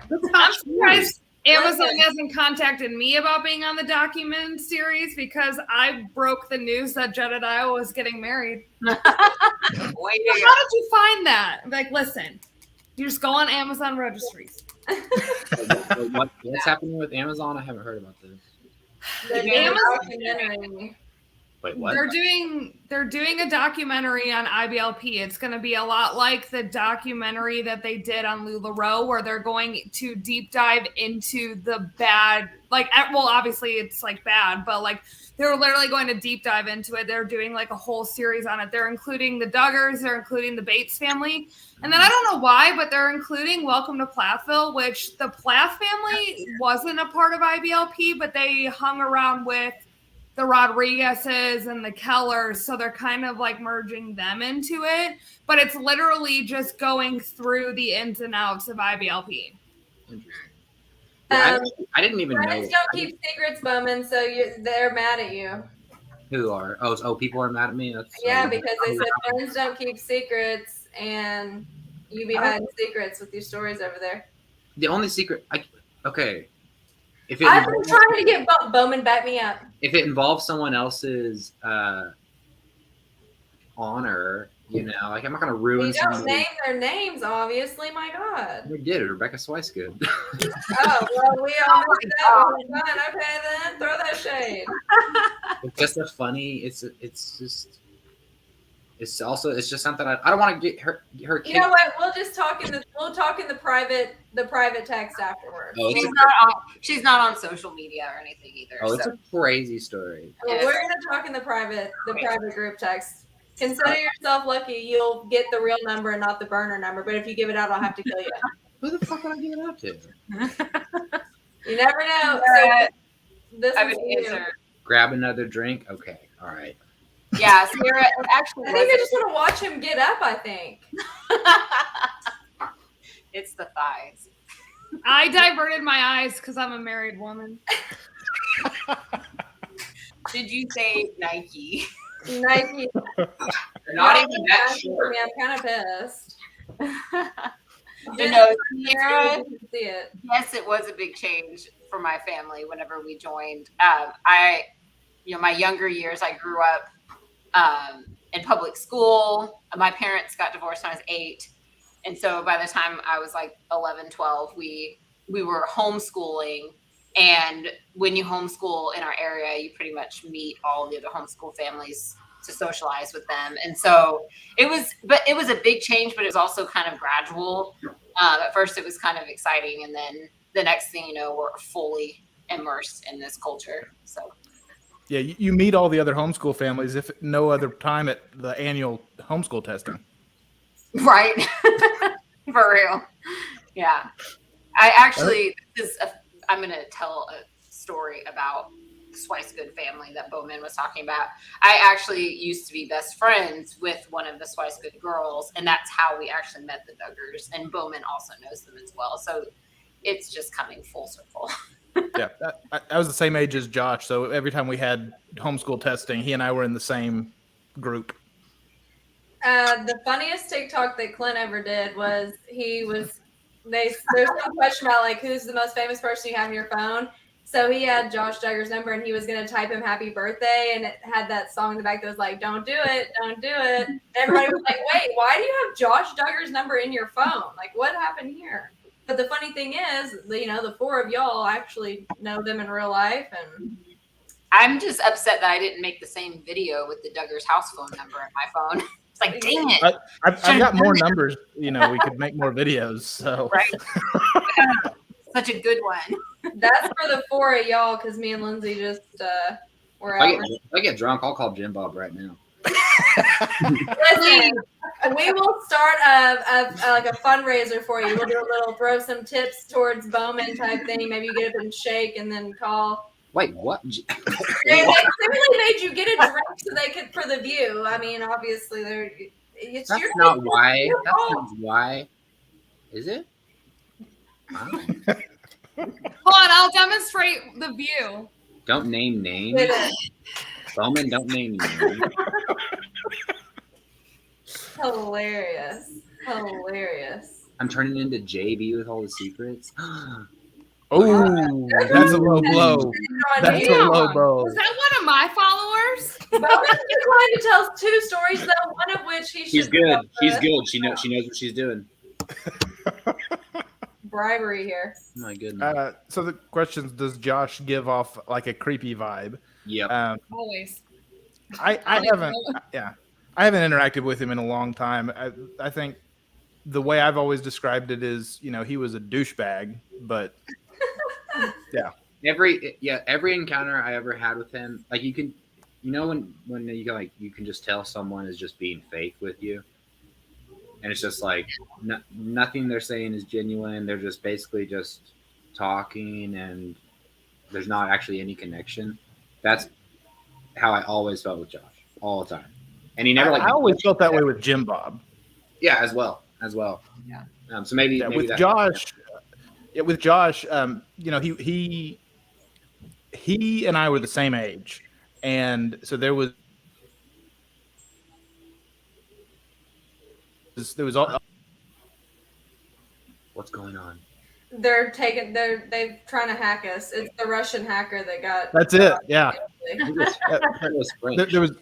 there was a natural bit of rivalry between me and Josh, and he was always like trying to prove that he was the bigger man, I think. And so I never got like a creepy vibe from him. But I definitely got he's got a chip on his shoulder and something to prove. Yeah.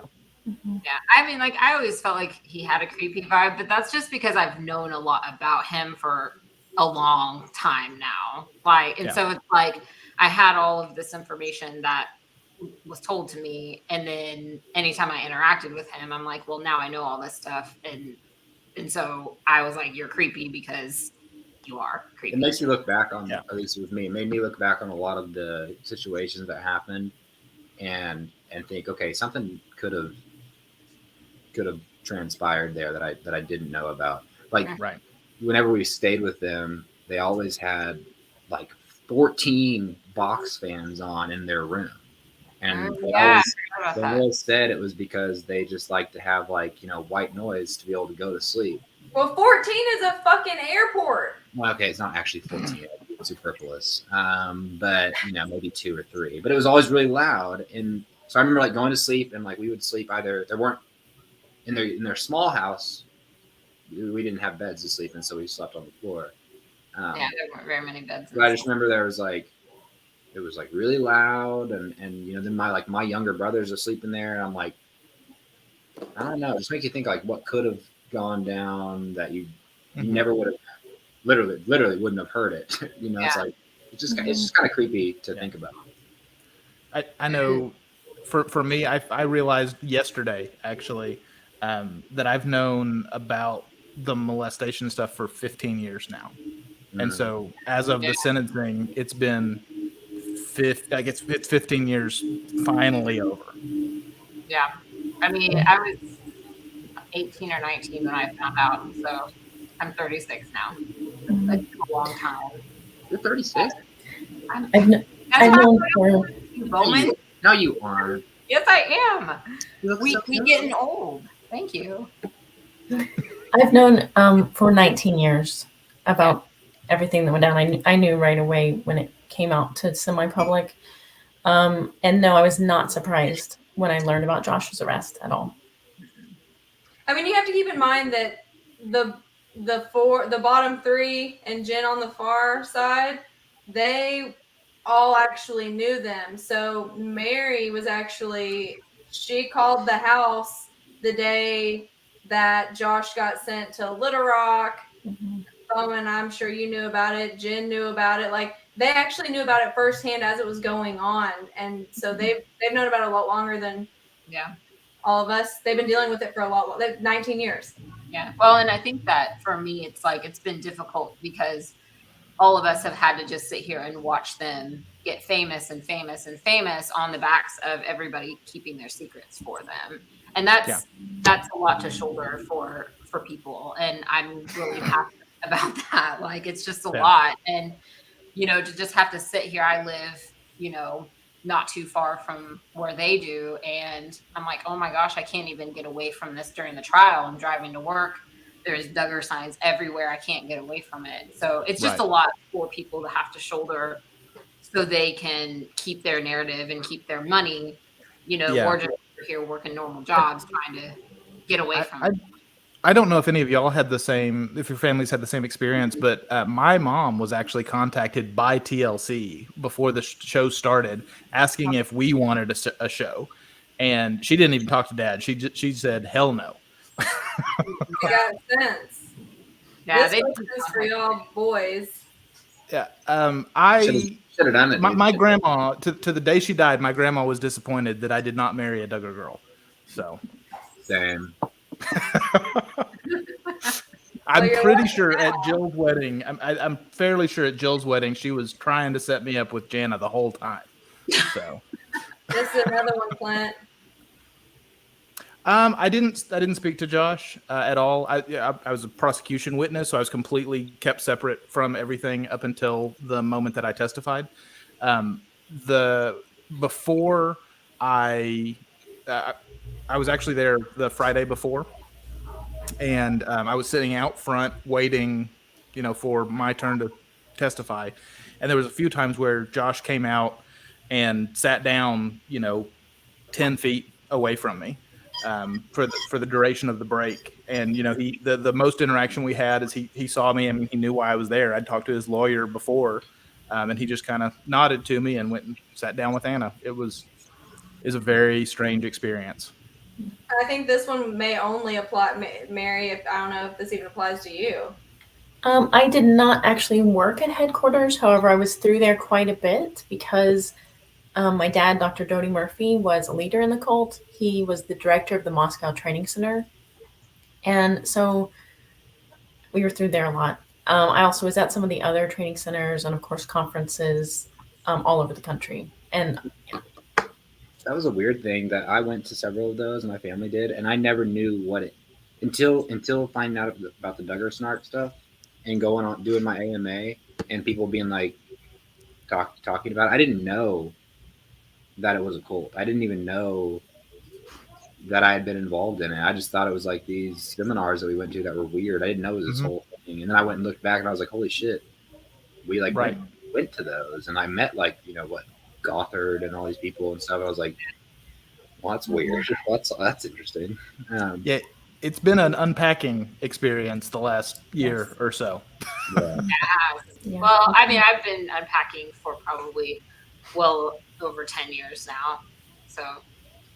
Okay, so this one, I'm pretty sure everybody's gonna be on the same page here. So, because I just did a podcast with him, and I know some people have. Some people have opinions. With their opinions, okay. I didn't watch that podcast because let's retract me not watching any of your stuff. We're gonna fight, Bowman. We're gonna fight. Hey. Here's the thing. I don't give a fuck how anybody feels about Caleb Williams. At the end of the day, he was a part of this trial. He was a big piece of this investigation, and the interview was critical in solidifying the fact that he was the scapegoat and had nothing to do with it, and Josh is 100% guilty. So I don't care how you feel about it. If you don't think that you had someone named Caleb on your podcast before you had me. Yeah, we're done here. You know what? He's gonna get hit with another. He's gonna get hit with another stool. That might happen. Yeah, the thing I think people need to keep in mind about Caleb Williams is if you have an issue with him being part of the case, you need to take that up with Josh and his defense team. Yeah. That's what it comes down to. Their scapegoat. I am not a reality TV person. I'm a true crime person, and true crime is about truth and justice, and it's truth and justice is ugly. So that I can't take you seriously without seeing your face, honestly. We're gonna fight, Bowman. That's happening. The stool is coming. What? No, please no. I don't think everybody in the community knew about the abuse, but a lot of people did. With Josh's? Mm-hmm. They kept it pretty quiet. They kept it. I know they kept it from the kids pretty well. But like I said, I knew about it in 2007, and I was one of the later people to learn about it. Yeah, who's gonna answer this one? So that's a great question. Was Josh abused as a child? I don't know. However, whether or not he was, it's his choice to do what he's done. Absolutely. Yep.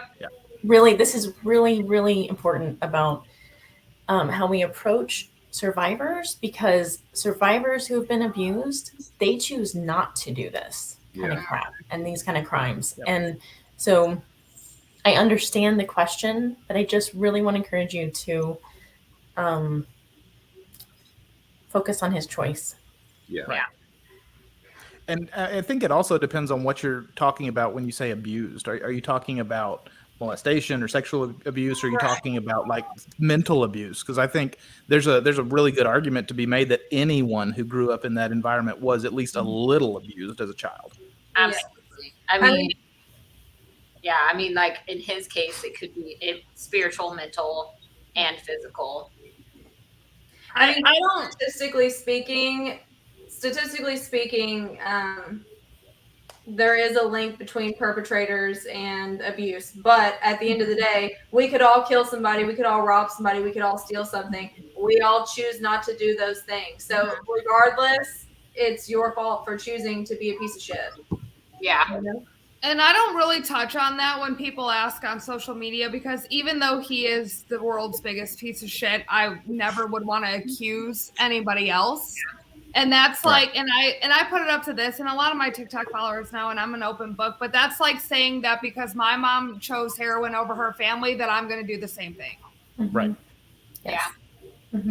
Yeah. No, thank you. Heroin's a hell of a drug. Shit. I can write a book. But the molestation. It's a joke, everybody. It's a joke. I have dark humor. Dark humor. Don't take any of us seriously. I mean, but the molestations are just accepted and hidden, I assume.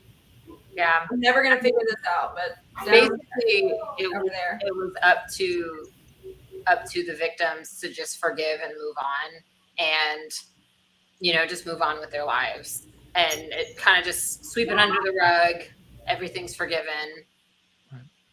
And me and Mary talked about this earlier about like they make you apologize and the mind warp, and so.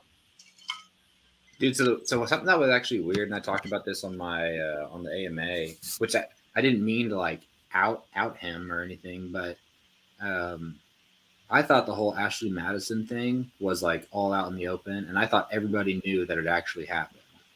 That it was like so that it was like confirmed that it did happen. Because I remember I was working at my dad's clinic, and he had we were there late, and he hadn't seen a patient yet, and it was because he had taken a call.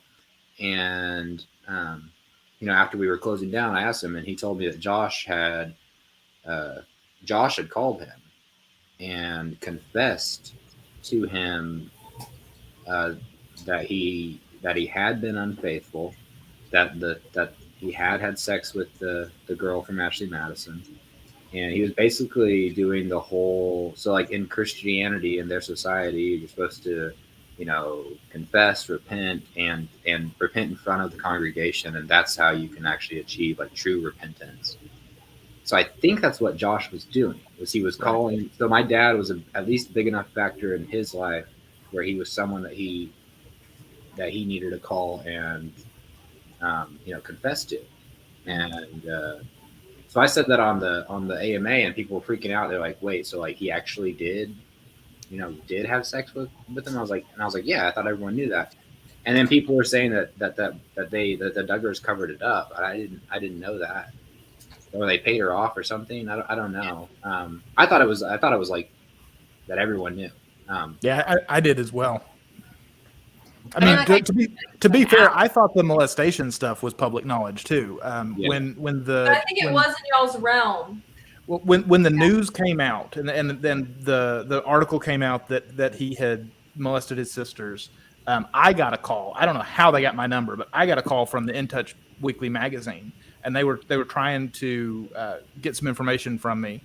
And I was at lunch with some people, and they were talking about the Ashley Madison stuff, and then they wanted information about the molestation. And I remember hanging up the phone and turning to my coworkers, and they were like, "What was that?" And I said, "Oh, that was a reporter asking about Josh Duggar." And they're like, "Oh yeah, we just saw this thing about he had molested his sisters." And I was like, well, yeah, but like that's old news. We've known that for a long time. And they thought that I was downplaying it, and I'm like, no, it's literally news to me that it is news. Yeah. Well, and I've talked to SoJo and Mary about this before, is that I think that in some of the families, it's almost like you get desensitized to it because we've been hearing about this shit for so long that we're like, oh yeah, that happened. We know that happened. But everybody else on the outside has this huge reaction because it's a really big fucking deal. Yeah. And it's horrific what all has happened. But I think that, even for me, I've known about it for a long time, but I just kind of moved on with my life. I hear about it again, and it's like, oh gosh, that's like a splash of ice on my face because it's just such a horrific ordeal. But I think that some of the families have just kind of been desensitized to it, so they just talk about it like normal life. I don't think that you are like that, Clint, but I think that some of the other families involved have. I think some of the other families have gotten to that point. Yeah, I know. Like I said, for me, I thought it was public knowledge. It was it was legitimately shocking to me that it wasn't. Yeah. I mean, I knew it wasn't public knowledge, but I'm blaming Bowman. What? Everyone's like, what do you got to do to get Bowman on the show? What do we got? It's Bowman's fault. I'm blaming him. Well, you're wrong. I can show the text messages. Read them. Read them. I canceled one time because a family member was in the hospital. Oh, okay, that's not true. Mom and Dad are fighting. You were like, okay, when are we doing this? I was like, I'm literally available any time of the week. You're like, Okay. you wouldn't And respond. then you had to watch your parents' dog. That was one time. And then something else happened. Nope. No, it was a Wednesday. We moved to a Friday. I'm gonna have to go through this. It doesn't matter. Either way, you had to watch a dog. My family member had emergency heart surgery. We're trying, y'all. We're trying. Yes, I was being attacked by a mosquito, Marissa. It's still out to get me, so I'm gonna kill it. Bowman wants to do his interview in person instead of over the phone or the computer. So that's why it's taken so long, because the text messages will prove he says he lives in a loud ass apartment complex, so he wants to meet in person to do it. So that's what we've had scheduling conflicts. That's not. One day the library was not open. One day the library was booked the whole day. Chloe goes, Bowman isn't very joyfully available. Somebody commented earlier that in prison it was going to be joyfully available, Josh. Ew. Oh yeah, somebody else asked who of all of us have been to the Duggars' house. Who's been out to their house? I built their house. Yeah. Yeah, I think we've all been out there. No, I've been to 3 of their houses. Yeah, same here. I haven't been because I think I have 2. But I remember it was like, it was so annoying. And it's actually when I look back on it, I'm like, that was not okay. That was not cool. My mom would send us to the Duggars for like weeks at a time, a few days a week, to go help them build their house. And she would mark it down as, and I'm not kidding, she put this on my transcript. I can go find my high school transcript, and there are credit hours that she made for I forgot about the credit hours. Literally for home ec. And it was credit hours and what she did, all we did, we helped build the Duggars' home. We helped build the Duggars' house, and that was home ec. Yeah, well, whenever I help with their campaign, I use that as credit hours too. It's absurd, dude. Like that's not okay. I should have been learning like geometry or something. I would like to point out that one time I messaged Bowman and said, okay, are we doing this? And he said, and I quote, sorry, I drank for the first time since Vietnam and I've been dying all day. I'm free Tuesday through Friday. That's a pretty broad Tuesday. I'm just giving you a hard time. So I said I'd been to 3 of the Duggars' houses. I've actually been to 4 because I visited the house down in Little Rock that they stayed at while Michelle was in the hospital. Me too. I forgot about that. Mm-hmm. I stayed the night in that house, actually. I didn't even know that. If you survived a night at the Duggar house, let me see a hand. Yeah. Interesting. It was actually funny. So I don't know if you guys saw the thing that I posted about going to that homeschool graduation and awkwardly, and then I watched it because I couldn't get over you had your button up all the way up in your tie, and I was like, what's going on here? What are you doing? You didn't like it? I thought it was No, cool. I just wasn't used to it. It wasn't like a gym video or something. It was like you had a button up and a tie, and you were sitting in the car, and it looked like it was going to be some sweet, innocent story, and then it took a turn. I was like, this is so Bowman.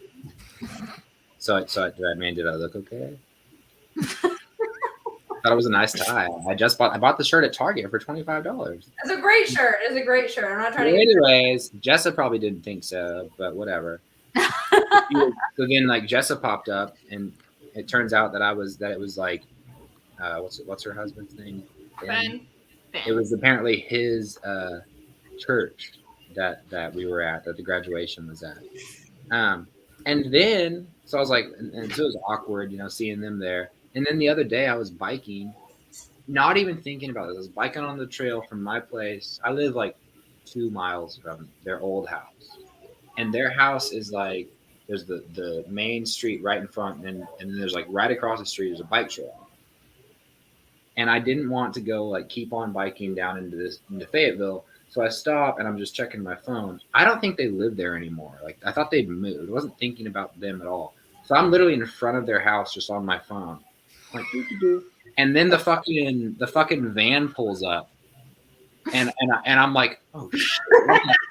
Bowman. Did it say free I love that king? you recognize it by the van. Well, I mean, like I know what I saw it before. I know what they drive. And I'm like, okay, they probably have already like seen the stuff I've said. They probably know about this. And I was like, and here I am like creeping on them in front of their house. I'm like, I gotta go. So I start biking away. I was like, Jess gonna think I'm like a creeper or something. Way to be a creeper. That's funny. They probably called the cops on you.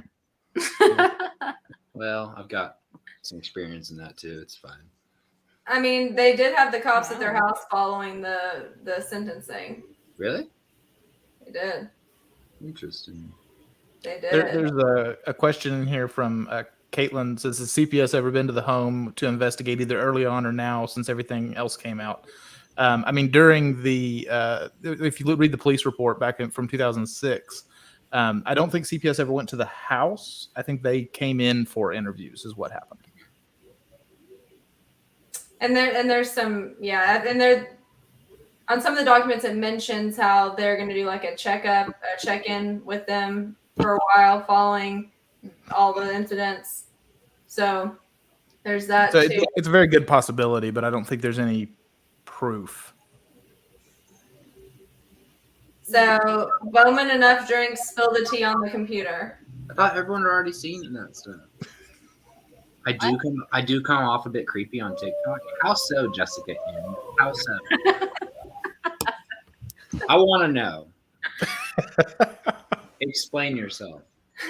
And they're wanting you to explain yourself with the computer story. No, I want Jessica N to say how I come off as creepy on TikTok. Oh, Lord.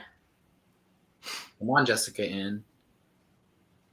She just probably thinks, you're up front on social media. Is it because everyone thinks I'm gay, Jessica N? You against gay people?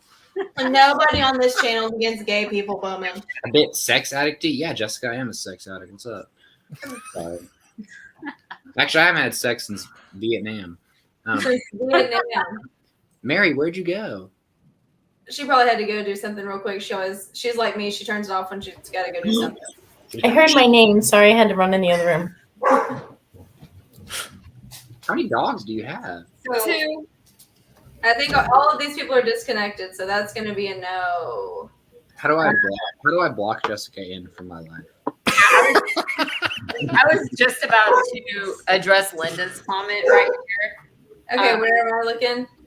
Yeah, like I 100% agree with this statement. I think that they had their 15 minutes, and I think that now, I don't know, the people who I talk to have a lot of harsh words to say about them. Yeah. So I don't know if everybody agrees with me, but I've had some pretty harsh things said to me about them. Wait, with I who? think Oh, Jim Bob Diggity Dog. Don't ever say that again. Oh no, I started that. I had to explain it, Bowman. Don't you ever say All of those on I have many names. There's Slum Bob, Slim Bob, Dinner Bob, Doodle Bob, Jimmy Bob. Jim Bob Diggity Dog. Oh, that started when he was running for Senate, and I did a Senate video. Oh my for god, him. dude! Do you remember, Jenny? Do you remember having to go to the fucking like Colts and their like campaigns? Do you remember? Did you go to those? Oh yeah. I need the chicken nuggets. The chicken nuggets thing. You've ruined chicken nuggets for me. It was so ugly. I just remember being in my homemade dress, which SoJo, I do have pictures. the homemade dresses. I moved and I found all these pictures. I've got to get them out of my storage closet. But Were they the homemade like jean dresses that were just completely straight? no, they were like the bubble dresses. Like Okay. there was like a seam in the middle, and like what the Duggar kids used to wear when they were little. Did you see when I was tagging your sister with all those old pictures I found? Yes. Yeah. I actually thought they were cute, but I have like a legit picture of me in a bubble dress. And I would dig it out. It would just take me a while right now, but He embarrassed himself. This attorney embarrassed himself. Who did? Yes. He I have backtracked no on that nice words. real quick. He tried to clarify that he was not saying that the images themselves weren't bad. When I He became was the only saying that they're still maintaining Josh's innocence. He wouldn't even just admit that the context, like the guy didn't even like Brooks Because I was think like, "Would they you were admit that-" objecting to the characterization of victims. Well, they were trying to say that it shouldn't get the additional element of sadistic, masochistic, and then he objected. So Brooks basically said, "Do you think?" He didn't say the video in particular. He said, "Do you think if this particular thing occurs in a video that that's sadistic, masochistic?" yeah. Yeah, I remember that. Listen, Duggar folks, y'all are getting some grade A shit here because Bowman's leaking everybody's stories except for Rim Jim Bob. Oh my gosh. Yes, Umbrella Rebellion with the kid. Yes. Yeah, it was like a gather fleet. What happened? Yes, and the cake plates are because slits are immodest. Yes. Yes, eye traps. That was the term. Eye traps, exactly, eye traps. So Eye trap. You could Wait, see so the what do you mean? abs. everything. You could wear short sleeves, but everything was loose. Pants, jeans had to be baggy. Everything's baggy. Pretty much, if you were a girl and you happened to be have large titties, you were a whore. Well, I talked about that in my podcast. Yeah. If you would Yes, listen- I'm a whore. Well, you haven't had me on it, so I'm not listening to you either. And I was on the podcast. No, seriously. It's actually, I feel, first time I've ever said I feel bad for women with huge titties, but in this culture, it is because you could have a girl. So like my mom was notorious. She was the one who would go up and tell girls at my mom. So we always had like the homeschool like functions, oftentimes at my parents' house. The spring formals and all that. Yes, dude. And she would go up and she would embarrass the fuck out of these girls. She'd go up and make them like put a shawl on or something, only because like girls who literally were wearing dresses that were not the only thing that they did was have big boobs. That was it. And she was like, you need to go cover it. Yeah. And I was like, okay, you happen to be, blessed in that way. And it's like, you know what? You're making your brothers stumble. And it's like, oh, it's so fucked up, dude. It's so messed up. And It really is. So many women. I had a whole story about how Somebody commented, quoting somebody you. commented to my parents saying like, I was defrauding the men of the church with my button-up shirt on that was sewn up. To be fair, I was defrauded a few times. Seeing you. Dang it. As a 12-year-old.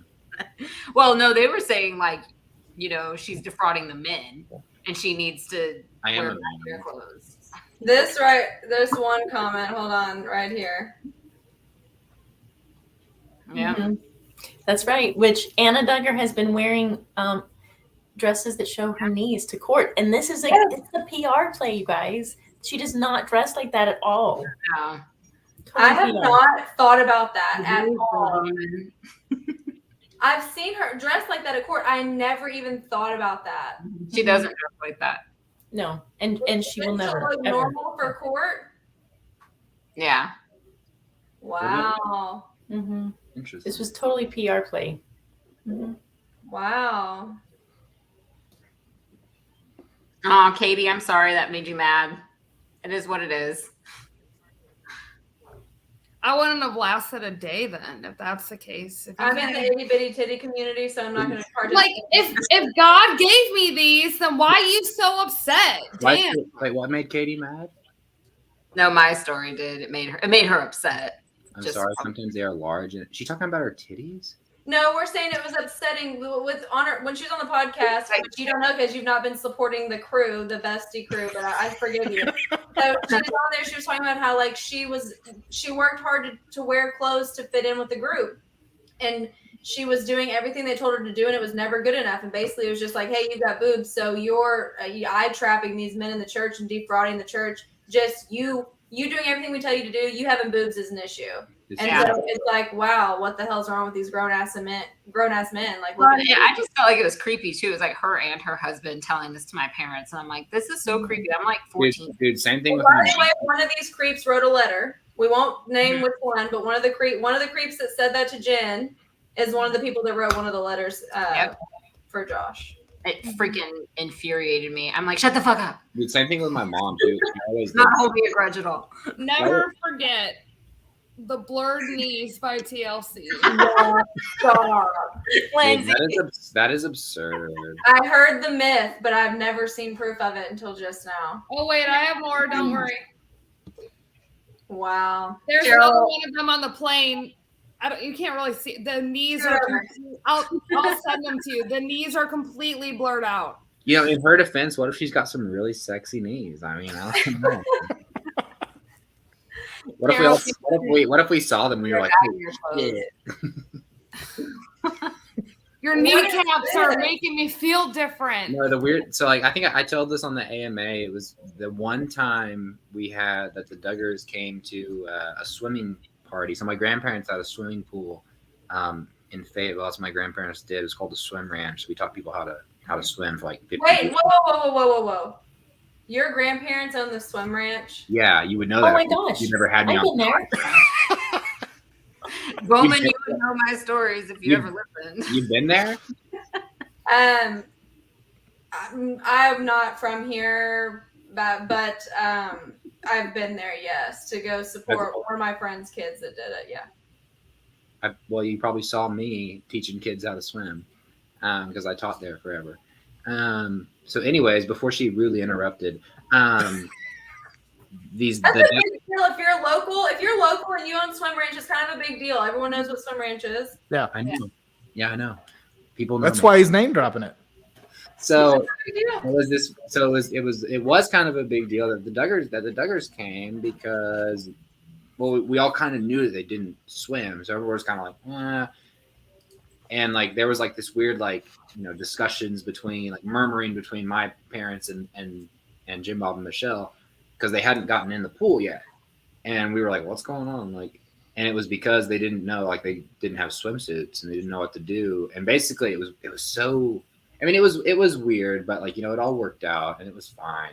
But pretty much everybody, even John David and Josh, I think actually Josh might not have been there. But all the guys too, they all put on full wetsuits. So we had wetsuits for any time it rained or something and it was cold, like full body wetsuits. And that's what all the Duggars, every single one of them put on a full wetsuit. And it was middle of the summer, hot as fuck. You didn't need a wetsuit on. I have a very serious question. Was it a tight wetsuit? Like a fit? Like wetsuits are tight, and I'm just asking. Yeah, so they're supposed to be. So I mean, you have different sizes. Definitely, they weren't super tight as far as I remember. Yeah, I mean, no, it wasn't like revealing at all. A lot of them didn't fit any of. I mean, they were like young. We were pretty young at the time. But I just remember all the Duggars in these like we were playing volleyball in the middle of summer and like half the fucking pool has wetsuits on. I was like, this is interesting. This is something. I was like, okay, it is an experience. Yeah, I was like, hey, cool. I was like, probably wouldn't have done much had you just put a swimsuit on. It would have been the same thing, but okay. That's why I was like, were they tight? I just can't picture them at the swim ranch trying to kick and swim with like all the other kids, like really learning how to swim. Well, so this was an after party. It was like on a Saturday. So like we'd have this. This wasn't during like the actual business hours. We would often have parties there and whatnot.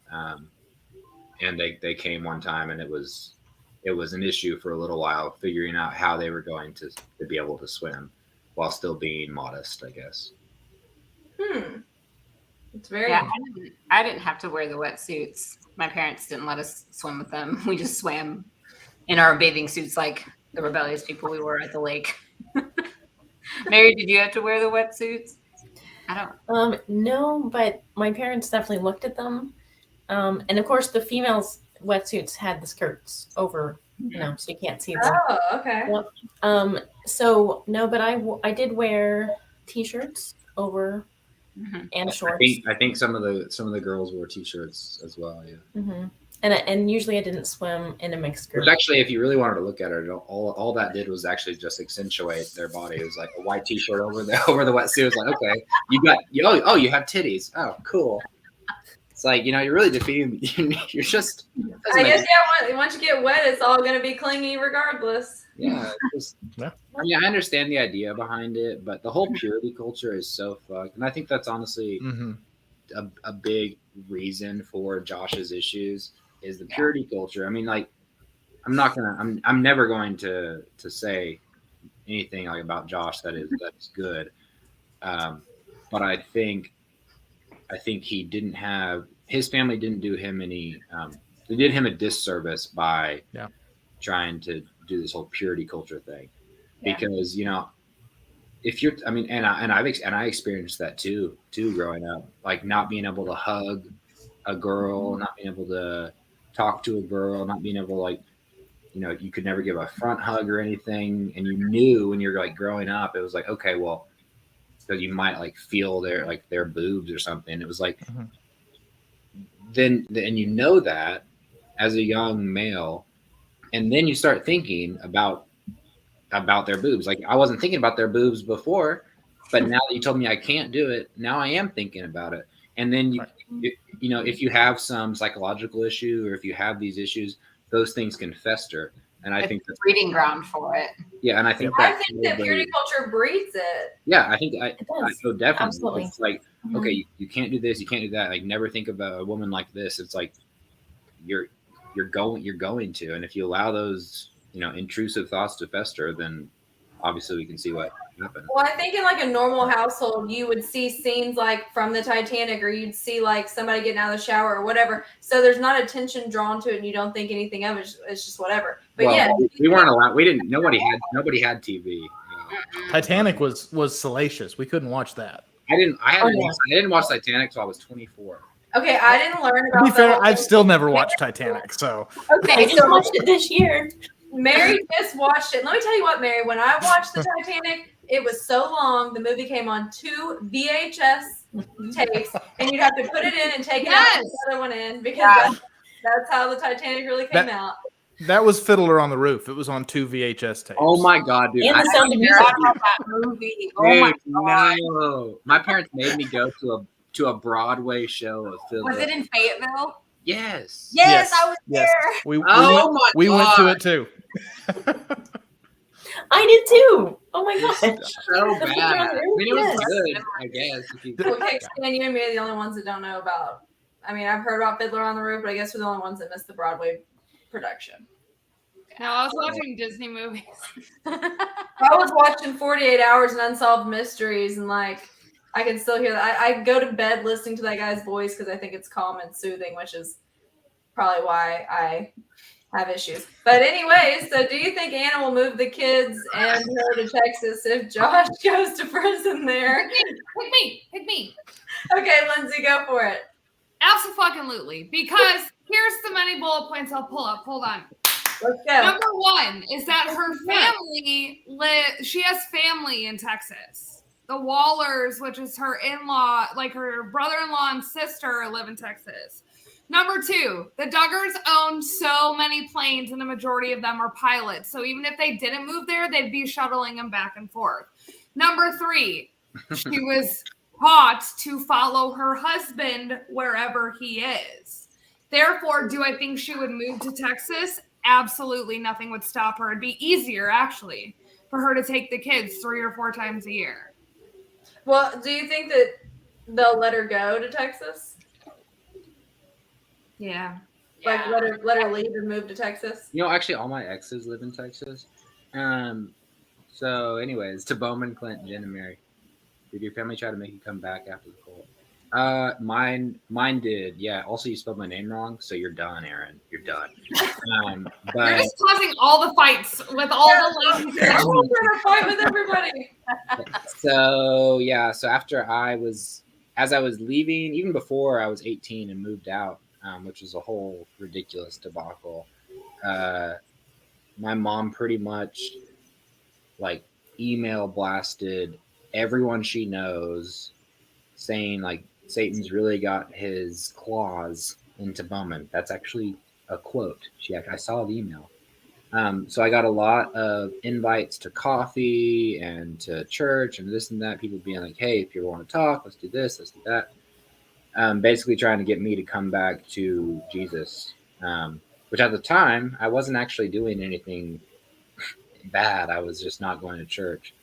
So if they saw me now, they'd probably have a real rough time. But yeah, no, they tried really hard to get me back into it, which Jim Bob did as well. There were several times I actually had to I actually deleted my number because for a while Jim Bob was messaging me saying that we should have our little counseling sessions like we had over the years when I was a teenager. Wait, so you as well as Jen did counseling with Jim Bob and Michelle?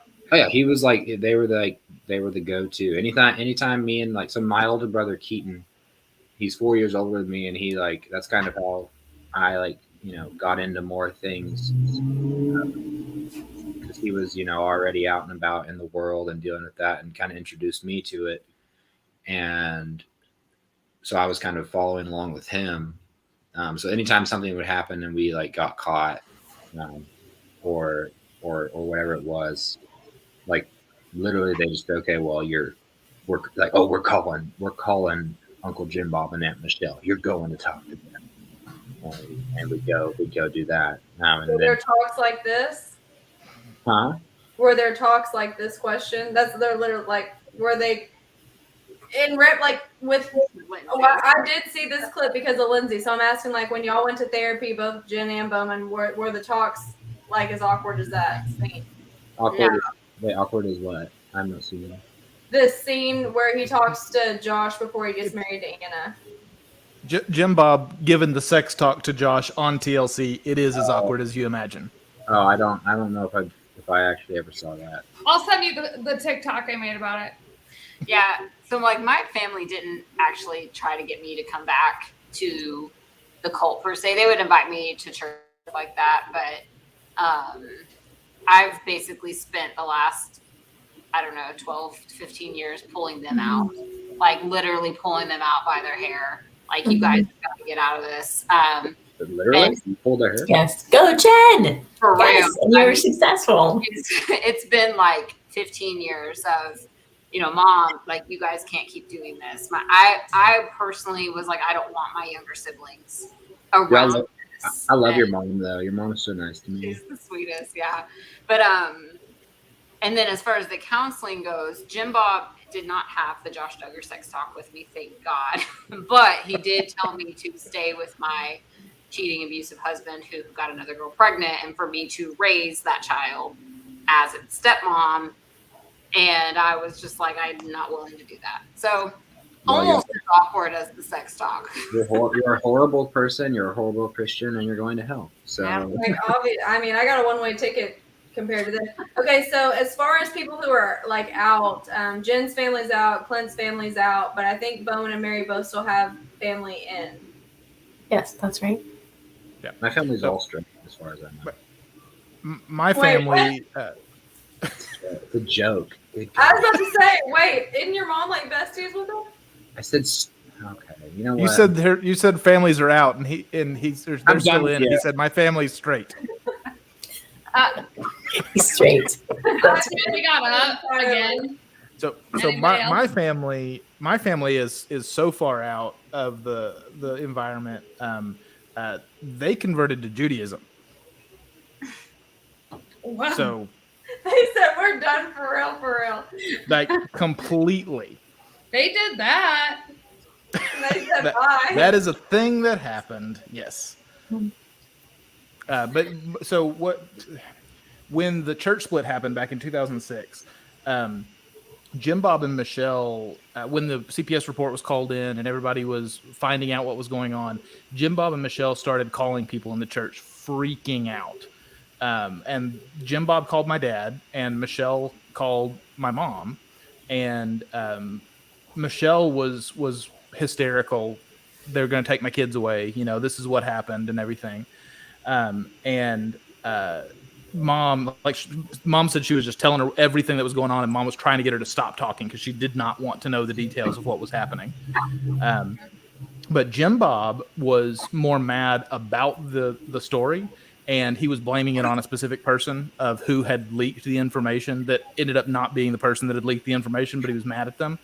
And he was telling my dad that this person had done this, and Dad was good friends with that individual and knew for a fact that what Jim Bob was telling him wasn't true. And as soon as he got off the phone with Jim Bob, he called that person and said he was so mad he, quote, felt like he could stomp a mud hole in Jim Bob's chest. And I think if Dad saw Jim Bob in person today, he'd punch him in the face. I would. I would throw dollar bills, to Big Clint. Right? Can we see that? Like if you will sell tickets to the show, I think plenty will purchase. I love how everyone is sending Clint's parents Jewish wishes now. I love it. It's about sunset right now, so yeah, it's about the right time. Did I hear that correctly? Someone say stomp. Yeah. Stomp a mud. My dad is like it's very funny that he converted to Judaism because he is a very, very country boy. That So sounds he like said- something that fucking Stephen Holt would have said. Legitimately, Stephen may have gotten it from my dad. Like, We didn't have a good relationship then. Speaking of which, I'm about to text his ex-wife. Jim Bob didn't say anything. He sat directly in front of me. So like I sat in the same spot as last time. So I had Jim Bob and Anna right in front of me. Jim Bob did not talk to anyone. He did not talk to Anna. He did not talk to other people that were there. Y'all already know not to ask. I will not discuss the family and their private citizen ways. But I don't know that. he I'll sat talk whatever the fuck I want. he sat right in front of me, and so did Anna, and they didn't talk, and he didn't talk to anyone. He didn't even look around. Josh would not even acknowledge that Jim Bob was there. It was quite a palpable dynamic. Clint, back me up. You were there. yeah, it was. Why didn't anyone invite It was me? very interesting. But when you could have I come mean- if you wanted to come, I invited Jen, but I she forgot. didn't want to go. I was supposed to go. I don't have a job. Yeah, I Lindsay was supposed to go. I was just worried I was going to have a full-on like panic attack there with like seeing all the people. That was Oh, I wouldn't have. I would have loved that shit, dude. Are you kidding me? Yeah, but you don't have the same anxiety I have. You have different anxiety. See, Bowman, if you'd done the podcast, you would have been part of the family group text earlier. You would have. Oh, look, the people have circled back. Come on, Bowman. It's not funny. Bowman, it's time to grace these people with a laptop story. First of all, it wasn't a laptop. It was 6 IBM computers. IBM. Okay, so if Bowman won't tell his story, I'll tell my part of his story. So you know the reason your family got those computers? You probably. I worked at First Baptist there. We got new computers donated to us. We were refreshing the computer lab at the school. So we gave the Duggars like 25 new. They were, old Dell computers. Then. I mean, this was like 2002-ish around that. Yeah, and I helped Josh set them up in the room there and everything. And so we replaced the IBMs with the Dells, and then they got rid of the IBMs. I remember when they got all those computers. Mm-hmm. Mm-hmm. Yeah, we were trying to figure out what to do with them because there's like stuff in there you have to recycle them properly and all that. And I was like, "There's a big family over there that does homeschool. Want to see if they want them?" And my boss was like, "Yes." I mean this in the nicest way possible. I didn't know y'all were like allowed to have computers. What do you mean? I mean, no, some of the you weren't. homeschool stuff was on computers. Yeah, I mean, my stepdad was a graphic designer, so we had computers. They just weren't really hooked. Mine weren't hooked up to the internet. Do you guys remember the? Oh shit. Okay, I don't remember what it was called, but there was some Christian TV censor thing that used to it would change. Yeah. It would Yes. change. It would change the word sex. It would change sex to hugs. Yeah, I forgot about that. You remember TV that? Guardian. Yes. TV Guardian. Yeah. It made every video we watched so awkward. It was like, oh, we're gonna have hugs. So we, my family didn't have one. We knew people that had them, and I was getting interested in technology at that time. And I tried to talk my dad into buying one because I wanted to know how it worked. I was like, "This is really interesting that it can do this. I want to know how this works." I'm telling you. Okay, so you gonna tell the computer story or not, dog? You have me? Did you just call me dog? Nah, dog. Yeah, we want to know the story. I'll tell the computer story when you show your face. Ooh. That's not happening, but there's already someone in the comments. You know what? I know the computer story. I'm trying to help the other people. I already know the computer story. We've already had this discussion. Maybe I just want to see your face. Is that such a big deal? Look what you're doing to the children. They want to know. They're fighting. You need to have Lydia give you the password. Who the fuck? Oh wait, is there another Lydia, or is she talking about my ex? Because that's not cool too. No, that's the Plath family. Yeah. Fight you right now. You're feisty today, dang. Bowman's feisty today. I am feisty most of the Computer story. It is Fuckery Friday, to be fair. Stop it. SoJo safety come before all else. Do we do? You know what, Bowman? If you want to see my face, show up for your fucking podcast interview. I'll come over right now, dude. SoJo safety come before all else. Did That's we why forget? that's why I don't show my face for safety purposes. I feel like we forgot some really important parts of that sentence. SoJo safety. I don't know. You're saying show your face. That's why I don't show my face for safety reasons. It sounds like Yoda or something. SoJo safety come before all. Well, hey, Sierra is as wise as Yoda. That's my mod. She's kicking ass and taking names for us. Don't disrespect my mod. Your mod? My moderator. Sierra's the badass moderator watching all these comments for us. Let me go see this real quick. Okay, Sierra. Look at this. I feel like actually no. The only number I have for him is his. Well, I guess I have his cell, but If you did, have enough drinks to call him, I'd be doing this because I couldn't hold back. I just couldn't do it. Listen, I won't say the whole story, but I called a source, and let's just say source talked to me, kind of had a little meltdown after talking to me. And this was really late at night by the time I got off the phone. And then early in the Clint knows where I'm going with this. Really early in the morning, like 5, 6 a.m., just like 2 hours after I got off the phone, I get this text that said I just called Trash Bob. And I was like, excuse me, the fuck? Like, did you say that you talked to me? Like, what the fuck? And it was very interesting. But yeah, somebody did pop off. I have witnessed somebody pop off and call him. So did he answer? Yeah. Yeah, he said he talked to him for 3 he hours. called back I after he was said worried that about it, 'cause I know they would like try to bring me back to the faith if I tried to call. I think they like cussed him out. Something. Oh. I don't know. I mean, I would literally call this guy like No. if I saw him right now, I would still call him Uncle Jim Bob. That's how weird it was. Like that, they asked us, like the Holtz. There were the Holtz. They were close enough with them, and they called them Uncle Jim Bob and Aunt Michelle. And for some reason, my parents, that was like they wanted us to feel like a part of it or something, and it was like this thing. So that was like what we decided to do, and from the time I was 8 until now, we've called them that, and like it would be weird if I saw them. It would be weird to call him Jim Bob. I would honestly probably still say, "Hey, Uncle Jim Bob." Like that's honestly brained. Yeah, like honestly. I mean, I did, but once I became an adult, I just stopped because I'm like, this is weird. I would say, hey, dumbass. No, you wouldn't. That's why we're getting blocked off TikTok. Just everyday fuckery. It's easy to say that when you hide your face. I don't. Exactly. Here, I'll join you, SoJo. Here we go. I just got one fucking foot behind that man at court and 2 days ago. So I think you can figure out who the long platinum blonde haired girl is. I'm sitting literally less than a fucking foot away from the guy. So You a Mormon? Darcy, the Holtz used to be. I don't know if they're still in IBLP or not. No. No, they were in it enough to get quoted and stuff, but they left IBLP a long time ago, as far as I'm aware. What in the hell is this woman just saying?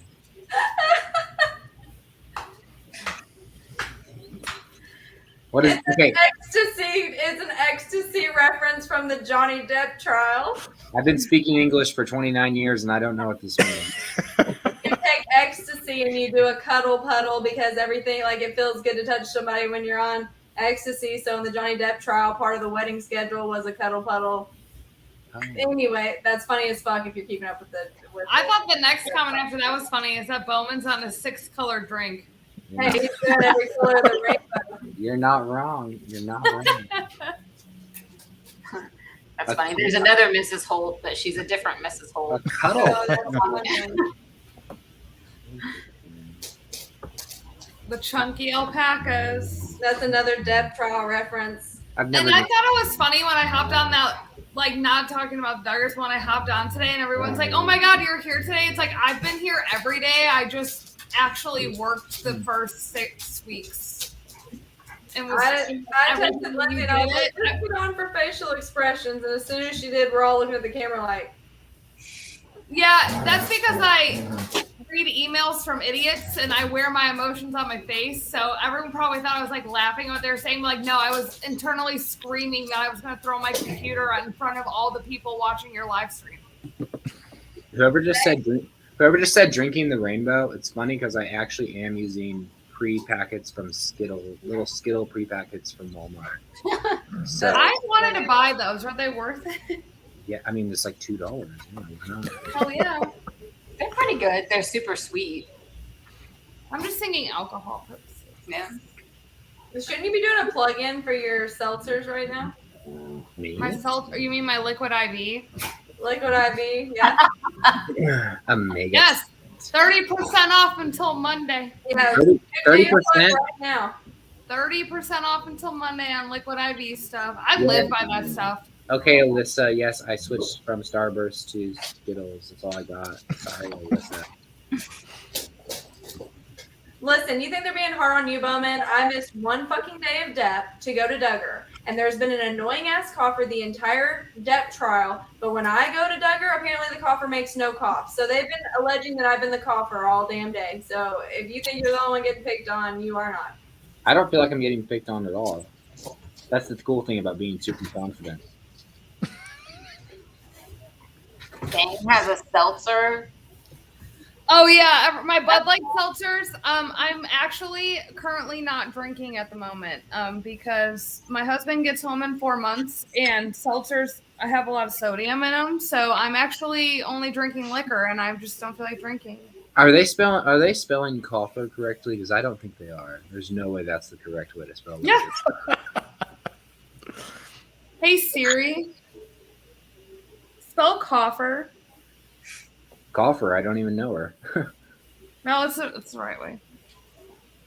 No one's gonna laugh at my joke. All right, screw you guys. Yeah, Gabby, I got that. Bang seltzers. Lindsay, have you ever tried the Bang ones? I can't find them. I can't find the Bang seltzers. I can't find the Alani Nu seltzers. I can't find the Mountain Dew one, the hard Mountain Dews, but I think they're only sold in certain states. Hey, Wait, where are you from, Lindsay? I do have a link in my TikTok and my Instagram bio. It's the same name that I have on here. Or if you go on and order, you can just use my code, which is Mrs. Kickstand, and it'll take 30% off your entire order. Hold on, TikTok, Miss Kickstand, or go to liquidiv.com. Yep. And use the code Mrs. Kickstand. Miss Kickstand. Okay. Everybody get your Liquid IV 30% off. Until Monday, and then it goes back down to 25. I know, Yeah. huge raise. Look what Cindy K just said. That's racist.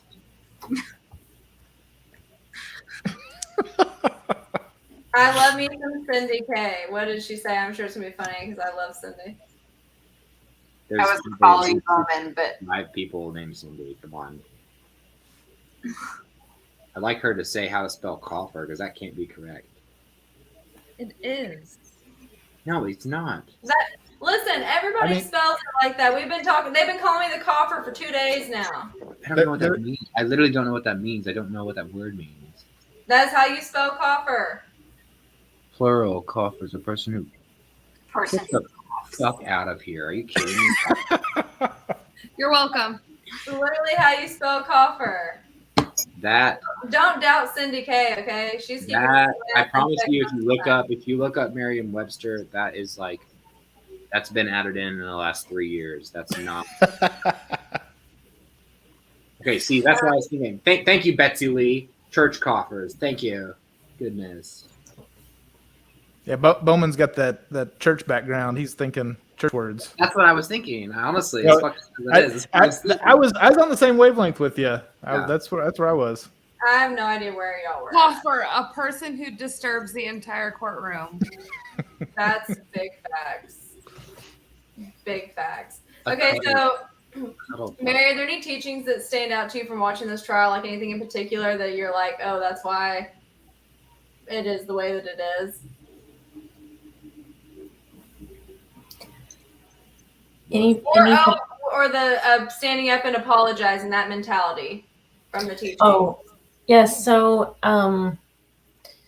as far as sexual abuse goes, the cult teaches that victims are largely to blame because they did something to tempt or to defraud the individual who chose to perpetrate against them. Yep. So oftentimes, because of this teaching and this brainwashing and indoctrination, when sexual abuse comes out, the victims are actually required to apologize along with the perpetrator as this kind of like mutual sin that they both transgressed in. I've also heard victims tell me, I heard so many stories. This just is so so pervasive throughout the cult. One victim recently told me that her mother told her that it was a blessing that she had been abused because God was going to use it in her life. Gave her a whole booklet on that. So I'm working on finding that booklet. That's one thing. So, I think that it's really hard as survivors and victims to come forward. It's hard to know if someone's going to believe you. It's shameful. Like this shame with this, especially in the cult, is just so heavy, so heavy. But when you take the sexual abuse combined with the psychological abuse, the coercive control, and then you add on it the spiritual abuse and using Bible abuse to hit victims over the head with it, when females are already looked at as property, right, and not having human rights. Like I have this diagram, I'm going to put it on my Instagram, about how human rights and women's rights and child rights are part of what happens in a society when they don't fear the Lord. So I'm telling y'all, Mary's podcast is going to teach y'all everything you've ever wanted to know about this crew. You need to go subscribe and get prepared to listen because she's going to answer every question you've ever had as far as the teachings go and all that good stuff. She would probably actually have me on within a reasonable time frame too. Probably so, but we can't do it in person because I'm in Arizona. Unless I, come back for a visit, which I might sometimes. We'll fly to Arizona. Oh, well then come on out. I love Arizona, actually. I owe you a drink, Mary, so you're going to have to come. That's right. We're going to have a great time. Don't believe her. She's told me that 6 times. So maybe they have to stand up and apologize. So I have heard a story about this from someone else about how like small kids had to stand up in front of and the entire fucking church congregation and apologize, talk about some things that happened. And I'm like, in my head, my first thought was like, I feel like they're making the little kid tell it to the church to get off on the fact that some little kid is talking about what some adult did to them. And that in itself is criminal. And I can't even believe there's a whole congregation of people that sat around and watched these kids confess to these things. And in my mind, it broke. I didn't make it make sense. If have y'all listened to Justin's podcast? I pray you put this journal away. Yes. Yes. Yeah. No. Yeah. So that's a former member of the Duggars Church, he wrote down journal entries while he was going to the church around the 2004 to 2006 timeframe, I think. And so the podcast is, I think it's like 7 episodes long, and it's he and his wife reading his journal entries and talking about it. And that I found that someone pointed it out to me last summer, and I listened to the entire every episode in a single day. And for me, that was really the first thing that kind of started opening my eyes to some of the stuff that I had dealt with when I was in the Duggars church. And, you know, we, like I said, my family left a long time ago, but that was one of the things that made me realize that there's still things that I haven't dealt with that I didn't realize I needed to deal with. Yeah, the letters, I mean, I've got some images of like some of the entries, and I'm like, wow, like. Sorry.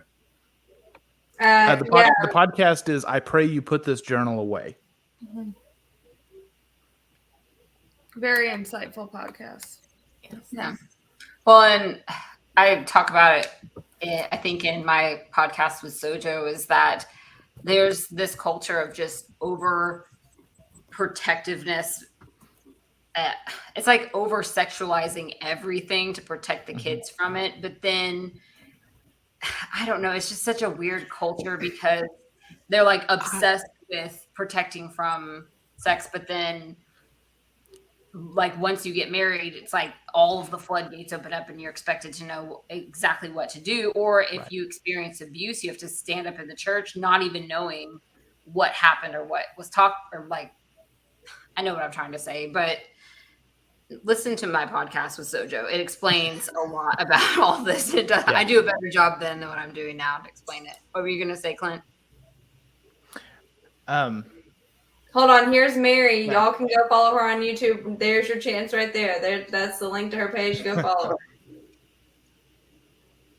her. There was something about the podcast I was going to bring up, but I don't remember what it was. The letters, talking about how he saw things differently when he was older. Yeah, I'll think of it in about 10 minutes. That's how that works. That's typically how it goes. Anybody have any particular points they want to point out? Letters, teachings, the computers, babysitting stories, weird things you saw growing up. Is blanket training real? I mean, these are the typical comments that come in. Yeah, blanket training is I real. hope we could go on forever about any of those things. Yeah, I mean, the babysitting Blanket training is 100% real. That's 100%. We definitely did that. Yeah. So somebody asked, we did a live SoJo a while back and got commented about the spanker sticks. And so called someone that I know, encouragement, get it right. Somebody that I know was watching and said, "Oh, I have one of those. That's what it is." Yes, that is what it is. Yo, look at that. Okay, that one looks janky as fuck. The ones that we and it doesn't have the handle. No, dude. Well, okay, I don't know what they actually were. Somebody on the AMA said that they were like actually industrial. Their plumbing supply. Yeah. They said they were like industrial glue sticks, which actually kind of makes sense. But they were about this long, and then they had this little end on it that's kind of looked like an industrial glue stick actually, but they were hollow, and they called it the rod of encouragement. That's what they called it. And my parents implemented that after meeting the Duggars, and that's what they used. I remember the last time I got spanked, we were on a trip to Branson, and I was 13 years old. And at that time, I was like bigger than my mom, and she was just beating the shit out of me with this thing, and I was just laughing. At her. I was like, this doesn't. I was like, okay, this doesn't even hurt at this point. And that's the last time she ever spanked me with the rod of encouragement. But that's what they did. The rod of encouragement, God's anointed one. Like, what is this fuckery? They also called it Mr. Rod so that they could refer to it in front of people, but not have it be obvious that they were talking about that they were going to spank the kids. Mm-hmm. Yeah. It's in their book, in the 20 Duggars and Counting book. It's also in the Debbie Pearl book, the How to Train Your Child. Mr. Rod? They could have chosen some better names. Yeah, Mr. Rod.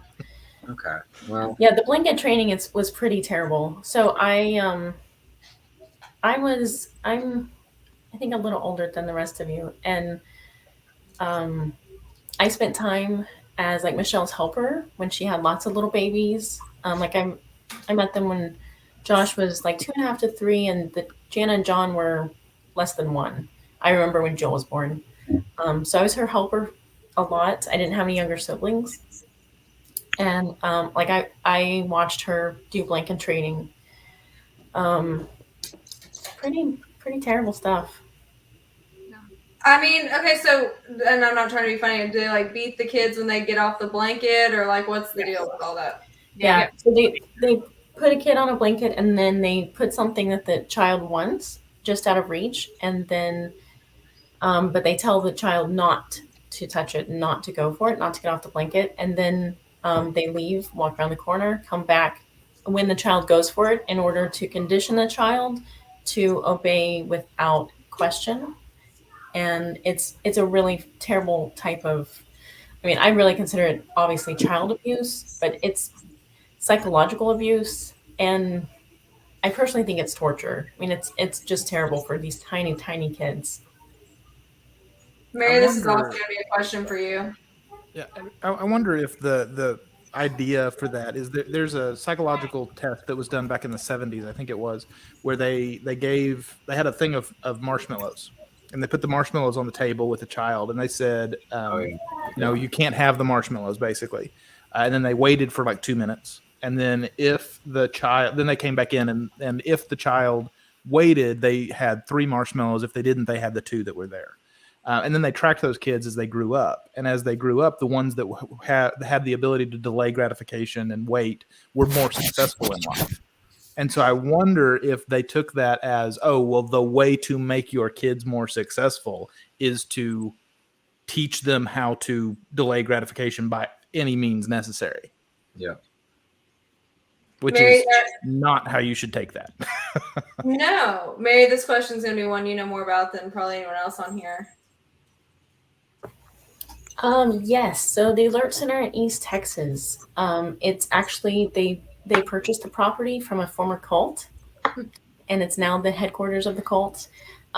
Previously, the Alert Center was at a location in northern Michigan, the Northwoods is what it was called. I believe they still have that property. My sister went to that. Mm-hmm. Like, what the hell? And we actually had a source that was supposed to come on and talk strictly about Alert program, but that's not happened yet. So, I wonder why. They're pretty bad at scheduling. you know what? I'm going to punch in the throat, but not today. I will tell you privately in the group chat what happened. Oh, okay. Well, If you get added to the group chat. I don't want to anymore. Yeah, we're going to have to take a team vote now at this point. No, don't even add me. It's fine. I don't even care anymore. Oh, you're going to act like you don't want to be on the family message board? I don't want to be. I don't even have a Batman mask. I can tell that you're one of those people. You're going to push people away to make us the ones that really want to stay around. Wait, what? Like, I'm gonna be mean to all of y'all. See if you really want to put me in the family chat. Well, we're putting you in the family chat, and you can. I'm not being mean at all. I just reciprocate. Bowman's too good for the group chat. Not cool enough for the. Okay, Valletta. Your name's Valletta first. No, we love Valletta. We love Valletta. Okay, I'm sorry. Look, Valletta on TikTok is coming in with the one-liners, so you're missing out because she will make your comment section funny as fuck. Valletta is an OG. How do we find her? I don't know, but don't be coming for Valletta because we gonna have Valletta's back. Valletta has been around with me since probably my first Duggar TikTok, like OG. Oh, gee. I like Valletta. Like I actually know Valletta's name. Like we be messaging in the DMs. Like she's bestie. It's Valletta. Yeah, I didn't go to the journey of the heart either. They are delaying my gratification. Thanks, Betsy Lee. We love us some Valletta. Why are you picking on people in the comment section, Bowman? I'm not picking on anyone. I'm not doing anything. Did you see how quick he changed that innocent voice? I just worked here. I added Bowman on TikTok. Yeah, you did. I'm gonna add you on. Listen, Valletta's gonna be the best damn one-liner comments you've ever had in your life. So that can't be true because she's gonna give you a run for your money. I talk to myself a lot. She's gonna give you a run for your money. So, Gypsy May, is that Valletta? No, it's Valletta. Well, she said she followed me, and I don't see it. Refresh. Okay, so tell the computer story. I know you've told people. Once Valletta follows me, I will. Valletta, follow him so we can get the computer story. The whole shithead crew is waiting on you. I did. Bowman came to tussle. I did. You're right, Gabby. I did come to tussle. Be careful. I heard that you could be hit with a bar stool. Actually, I think a bar stool hit Bowman and didn't survive. I still get. I get sent like 4 or 5 Instagram stories a day because of that fucking audio. It's funny as hell. Oh, I listen. If I'm having a bad day, I'll listen to that audio because it's pretty funny. Because she's so outraged and you're so calm. It was funny because one of the videos you posted about somebody using your audio is another creator that I'd already followed. And I'm like, ha. I feel. Bowman, you just got 2 of our favorites. We love us some Cindy K and we love us some Valletta. So you just got two of our favorites following you. You just need Sierra to follow you now too, and yarn work, and you'll be doing some good. I don't know what any of the words you just said mean, but.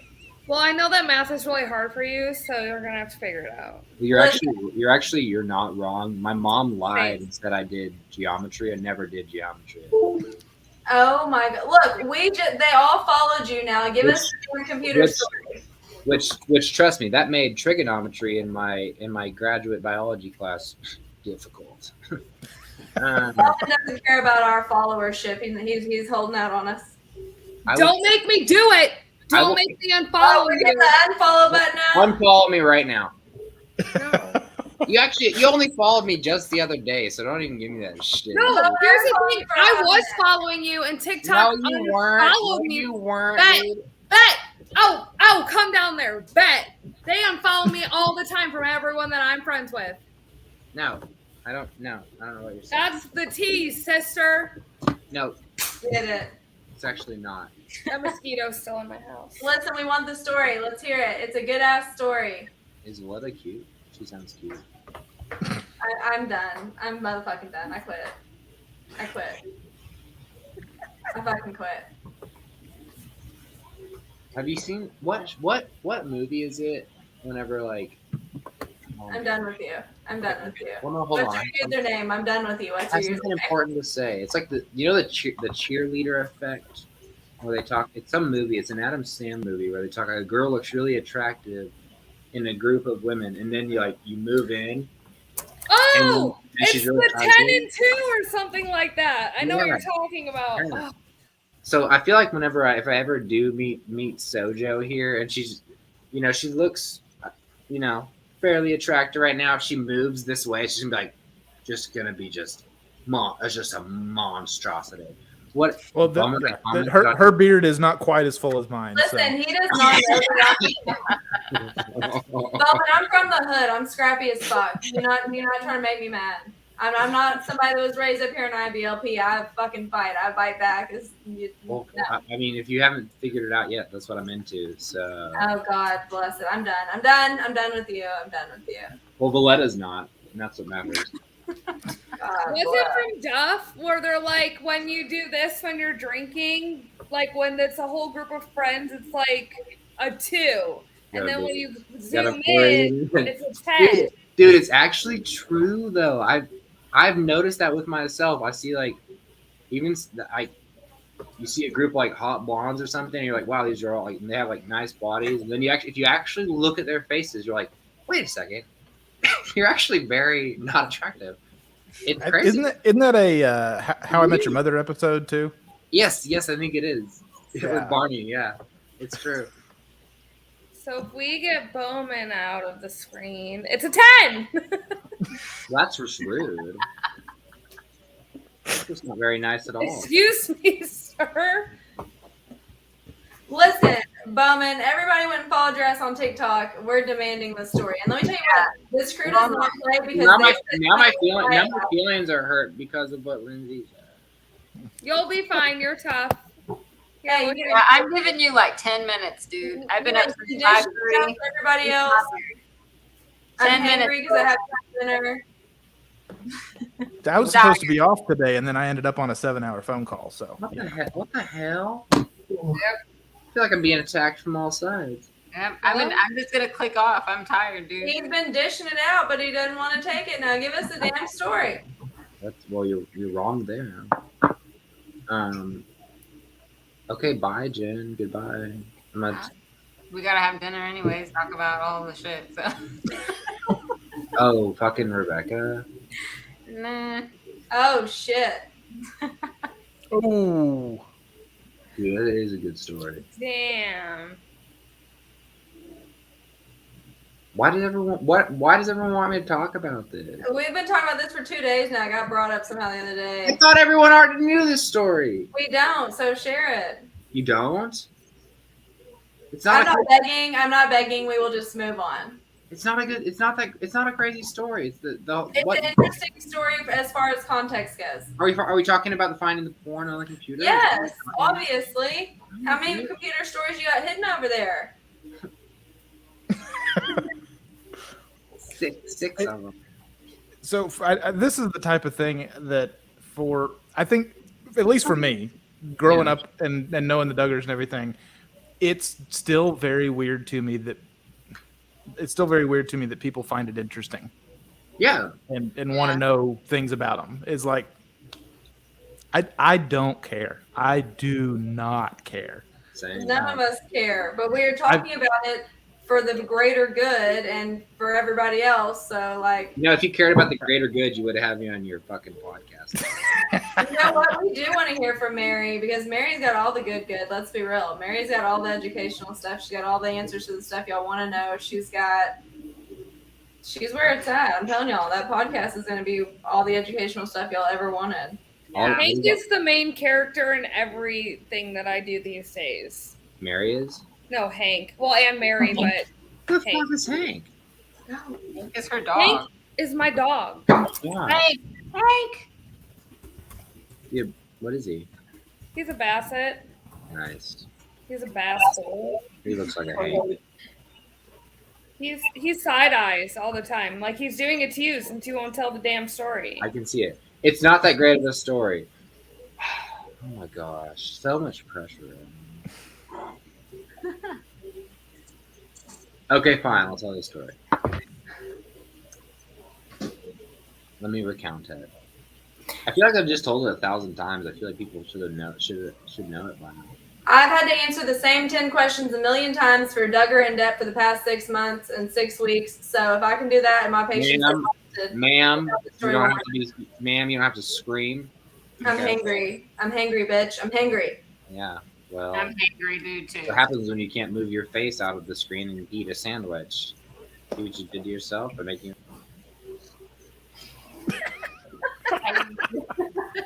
Okay, so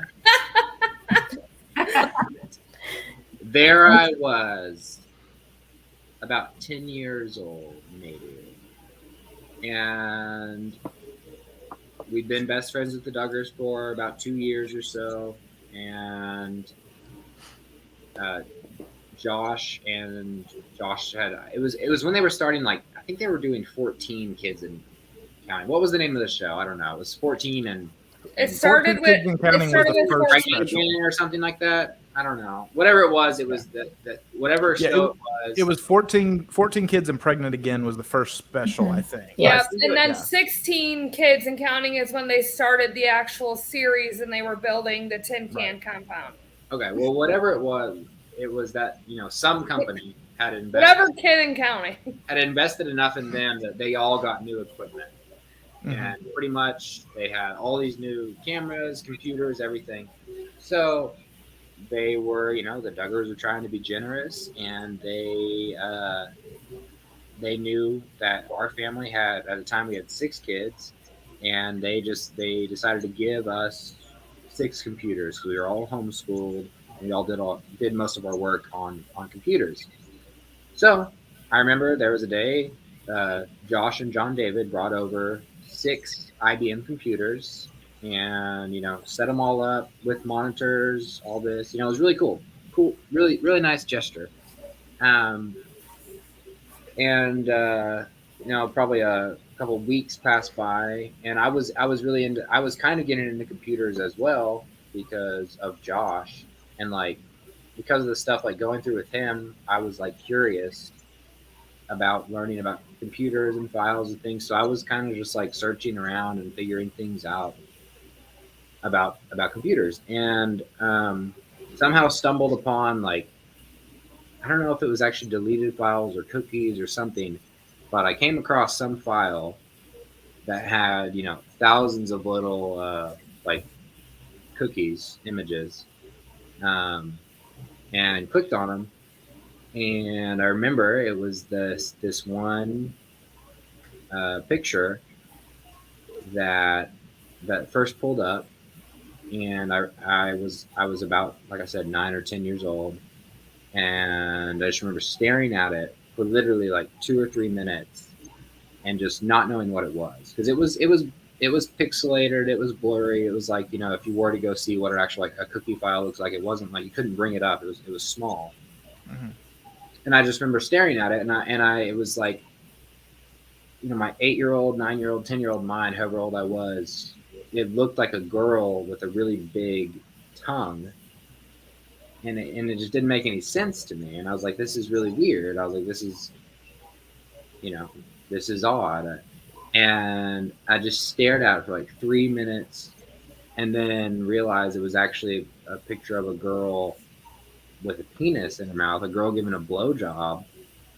And I just freaked out, because one, you're not allowed to think about those things when you're in that cult, and I'd been exposed to that, and I was like, oh well, now I'm I've done something wrong, I've seen something sexual, I messed up, and I just freaked the fuck out, and had this huge anxiety, and went and eventually, finally, once I composed myself, went and told my parents about it. And I was it was kind of, I didn't even really know what I had seen all that much, but told them. We ended up looking through some of the computers, and then we ended up finding thousands of these porn files on these computers, and every single computer had thousands of these files on them. Every single computer had been accessed and had seen a lot of porn. People have asked on the AMA and whatnot. And as far as I know, everything I saw was all adult. It was all adult porn at the time. Mind you, though, it was all each thing was a tiny little cookie file. But the funny thing was that how I got labeled now, when I jokingly kind of satirically said I was a sex addict on that first TikTok that I made that went viral, was because after seeing that, then I actually started to think okay, well, what was that I saw? And that was kind of how I started to think about porn or sex and things like that. And that's how I got introduced to it, and then started to have my own issues with that. But yeah, so that was something that they went and they talked to Jim Bob and Michelle. They went and talked to Jim Bob and Michelle about it, and then pretty much just swept it under the rug. I never heard anything else about it. I think John David actually came over and wiped all the computers. I think is what happened, if I remember right, because we still had the computers for a long time. But yeah, it was never talked about. It was never like nobody ever talked about it. And I think they probably just played it off as like a virus, is what I think is what I've said. I kind of remember because I remember it being like I remember having this huge fear about going on certain sites like LimeWire. I remember thinking that if I ever got on LimeWire, everyone was going to see like porn or something. So I think it got played off as it just being like a virus, because I remember being so scared about getting on any site that might infect a computer, because then there might be I get caught for porn or something like that. For years actually. But yeah, they just played it off. But yeah, I mean that was, and Josh was probably 14, 15 maybe at the time. So yeah, I don't know. I mean, so that had been going on for a while, and I mean, and I don't think it's that crazy. I mean, I still don't think it's that crazy. People have said it was kind of crazy, but I'm not kidding. Like there were, I know enough about computers to know, like, for those cookies to show up, you have to have actually seen the file or clicked on the thing, and there were thousands of it. On every computer, on all of them? On every single one. It was actually, I actually remember, so there were actually a few computers that they didn't wipe that I actually, and this probably makes me sound bad, but as a 10-year-old kid, I actually, like, getting that in my mind, I actually went and searched these things, and then like I didn't, and at that point I didn't tell my parents about it, and was like, that's how I kind of got into like porn and stuff. I didn't go tell my parents about all the other things I found. And then I started to like go search my own things and figure things out myself and get into that. But yeah, I mean, I'm not kidding. Thousands of files, like thousands, on every single computer. It was crazy, honestly. I wish I was shocked, but I'm not. I'm not, but the thing that gets me is like for it to be on every single computer and so much, it was clearly heavily viewed at this time. Like it just shows how far back it goes. And is it just one person viewing that much, or are there multiple people viewing? Like, and there's so many lives have been screwed by these people. It's unbelievable. Thank you for sharing, Bowman. Yeah, Thank you, Bowman. Sharing, Bowman. And I'm so sorry that you saw that as a young kid. That's just really terrible. Oh, it happens. That's why he drinks the rainbow. When he told me the story the first time, it was fun. It was a little more funny and a little less serious. But yeah, it's worse the second time around for sure. But thank you for sharing. And the thing is like, it's mind blowing to me. And then to blow it off. And this is coming from the same person that said anyone that commits, incest or rape should be killed through capital punishment. Everyone except his son, of course. And if somebody else had, if you had been looking at it and it hadn't been, you found it because it was on the computers they gave you, they would have completely trolled you and crucified you. But since it was from computers they gave you, it's fine. Don't worry about it. It's really the hypocrisy runs deep. It's weird to think back to it. Like, whenever I went to the AMA, I started to kind of, people were asking questions, and it made me kind of go back and think about what happened, because nothing happened, like at all. We were still, they still sent us to the Duggars. We still stayed with them. We still lived with them at times, and it was like, and I kind of had to ask myself, like, did my parents actually know that this guy was like a predator? Did they know this? And I'd like to think that they didn't, because if I was a parent, I'm not going to send my kids to stay in the house of someone who had these issues or things like that. And that's been an issue that I've been dealing with recently, thinking about it. I was like, did they know? Because it's like, that's fucked up if you did know and you still sent all of us there. But I don't know. They definitely played it off as as far as like as well as I can remember, they played it off as like being like a virus and just like, oh well, oh, you know, I guess the computer's got a virus, which, you know, now I know you don't. You get a virus, they don't just put porn on your computer. That's not how viruses work. Right.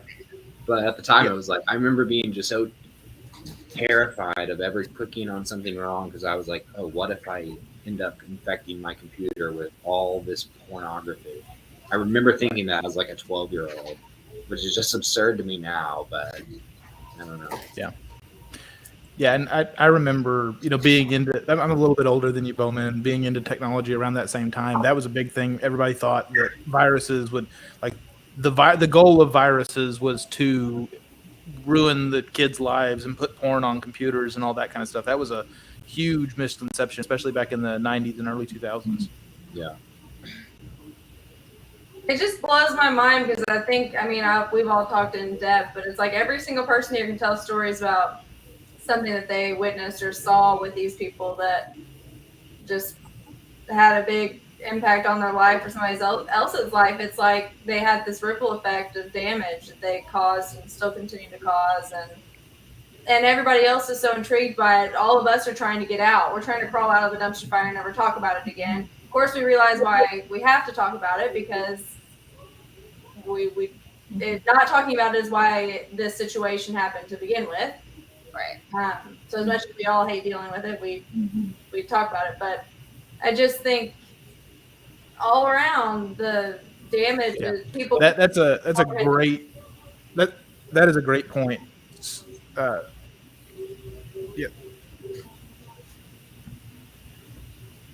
I mean, none of us want to talk about this. We're all sick of it. We know all the answers and all the pieces already, so we're over it. We went out, but we're talking about it because not talking about it is what got here. So the people that know have to do it, and that's really the only reason why we're still continuing. And there are so many other victims and kids and adult kids now who grew up under this teaching, who are, you know, watching from the shadows and wondering, does anyone care?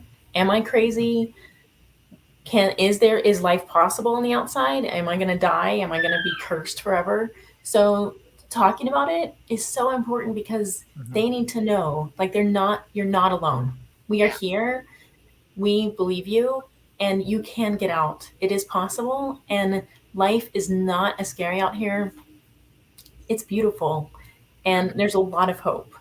Yeah. See, I don't think a lot of people don't understand. It's like, you know, if you're raised in that, like I remember not being able to go to sleep at night because I had told like a white lie or something, and I was like, dude, I'm going to hell. I remember thinking like I was certain. I was like, if I don't like repent or do this, and it was something like just so minuscule. I literally like I thought I was going to hell, you know, and it was like things that just like not bad at all, but as a young person who had been taught these things, it's literally what I believed. It's literally all I knew, and it affects you so much, and until you get out of that, like you're not really able. You can't really live, you know, a life at all. And how long did it take y'all to y'all, even when y'all got out, you had to deal with a lot, right? Because you had to realize like what was true and what wasn't true, and like social norms versus social norms you were raised on, and like being able to, I can watch this and listen to this and wear this. So I know y'all had to go through a lot of like identity crisis, mental, emotional, like it's a big thing to leave. It's very possible and scary, but I'm sure y'all still deal with trauma from having grown up in that. Yeah. Mine was I think my family, we were the ones that we didn't get as deep into it as any of the other people here. We were never actually members of IBLP. We never did ATI or anything like that. So we were kind of on the periphery there. So, and I know I've had a hard time with stuff, and so I can't imagine how hard it is for some of these other people. Yeah, I mean, like mine was more mental than physical. Like I got out, I was like 18, 19 years old, but then I went straight into an abusive marriage to a conservative guy. And so, married in a conservative family, but just in a different way. So, it's probably only been 6, 7, 8 years for me that I've been out on my own, I guess 10 years now working in corporate America. It's, it's a culture shock. You're like, oh my gosh, yes, I know how to use a computer, and yes, I'm savvy, and yes, I'm smart, but the social norms, it was just an absolute culture shock for me. And now, my life is good and peaceful, but those days I still struggle mentally with not being like a super submissive person, and that's not who I am in my mind, but outwardly sometimes I can be really submissive, and I'm like, no, I just want to be like out and rebellious, and but I still do struggle with some of these things, and it just takes work and recognizing what you need to work on. It's a lot of work. I've been in corporate America for 17 years now, a long time, and I still occasionally have hangups of like having a one-on-one meeting with a woman in a closed room. That's something that's still very weird to me.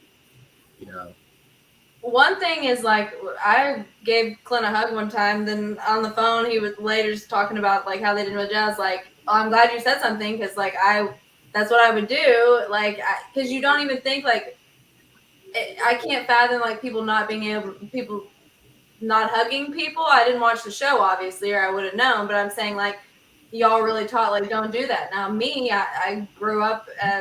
You see somebody, you hug them, you don't think anything of it. Now.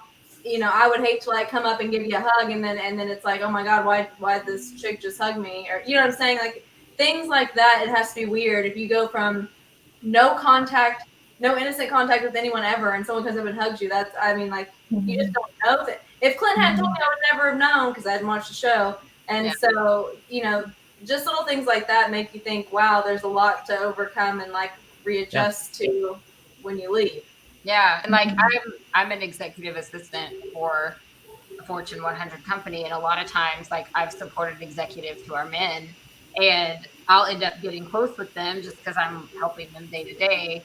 And I've even had situations like Clint does where I'm like, oh, he's trying to give me a hug, so I'm trying to like do the side hug thing, and they just don't know the difference, and I'm not going to stop in the middle of my workday to tell them the whole damn story about so I'm just going to go with it and know that this person is being innocent. They're innocently giving me a hug or creating a relationship. I mean, it's just the fact that you think that you're taught or brainwashed to think that it's bad. Is so fucked up. And I remember it's actually, Kaylee Holt and Christian Holt are two of the girls that, eventually started to actually they would actually hug me and like not do side hugs. And I remember that being like uncomfortable for me as a young guy. But it was kind of powerful. I mean, to have like, platonic relationships where it's like, okay, it's just a fucking hug. Like, it doesn't matter that they have, it's the whole purity culture thing. It's so fucking like, if I look back on it, like I'm not thinking about a woman's breast when I hug her. I'm not thinking about that now. But at the time I was, because I was taught like, it was hypersexualized. Yeah, everything was hypersexualized. You couldn't hug a girl without thinking about, feeling her body on you, because that's all they talked about. Like they were like, don't do this, don't do that. And it was like, so it was the only thing you thought about. And it was like, and like, I'm not kidding. I remember like sexualizing fucking, and I've talked to Kaylee and Christian about this, like sexualizing them in my mind as a young 13-year-old. And I was like, that was so like, that wasn't me. That's not who I was. It was like, it was so, it's really fucked up that that's like something that I went through. And I think that's probably what Josh probably went through, and then just never got the proper treatment or anything, and then Well, it just Bowman, I think what happened is that spiraled. he didn't go into the real world. Like, we're all in the real world working jobs and in school, and you know, he never went into the real world and realized, oh my gosh, this is not normal. Like, we all did, and we all are like, okay, like Bowman, like Clint, when I see you guys, I'm gonna give you guys a hug just because of this conversation. I was so glad. Like Clint told me, he's like, you know, like people like not everybody does hugs. I'm like, oh my god, thank God you told me, because that's the first thing I would like. If somebody like if Bowman shows up for his interview, like I'm gonna give him a hug, I wouldn't have known. Or like Jen, I'd given you a hug and not known. I just would not have known if Clint hadn't told me. I would not have even thought like, oh, don't hug Mary when you see her, because you're not like touching them like cross boundaries or like. But that's what they told men. That's what they told women. Like, don't make your brother stumble. Yeah. And it's like, it's so messed up. It's just super hypocritical, because it's like they tell you don't do this, don't do this, don't do this, but then sweep abuse under the rug. But it's also really fucked up, because, you know, and I'm not a woman, but I have talked to a lot of women who have given me their thoughts on it, and it's like, whenever you're told that, whether by your mom or dad or somebody, you're basically what you're telling them is like, you are purely a sexual. Yeah. Like Absolutely. You can't hug a man without him wanting you in a sexual manner, and like, you know, you're nothing more than, you know, a body and a sexual object. So you need to protect that, and that just like, it just negates so much of every aspect of life and relationships. It's like, and it's so hurtful to women and men in general, but especially girls, like young girls. Imagine like being, and like, you know, I'm sure you guys have experienced it, to be told like, you know, basically it comes down to saying like, all you're good for is sex, is kind of how it equates to. Yeah. That's absolutely. It's so hurtful. Someone in the comments says kids have no concept of sexualizing a hug until the adults tell them to. Yeah, and that's right. the nail on the head. Like, we didn't know. We would have never thought about that. Like, I hugged my grandparents, my cousins, and I would have never even thought about that if somebody wouldn't have told me. And, you know, my parents didn't tell me that, but the people in the church did. And you know, they basically banged you over the head with it every single time you were ever around each other. And so I'm like, I would have never thought of that as a kid. Like,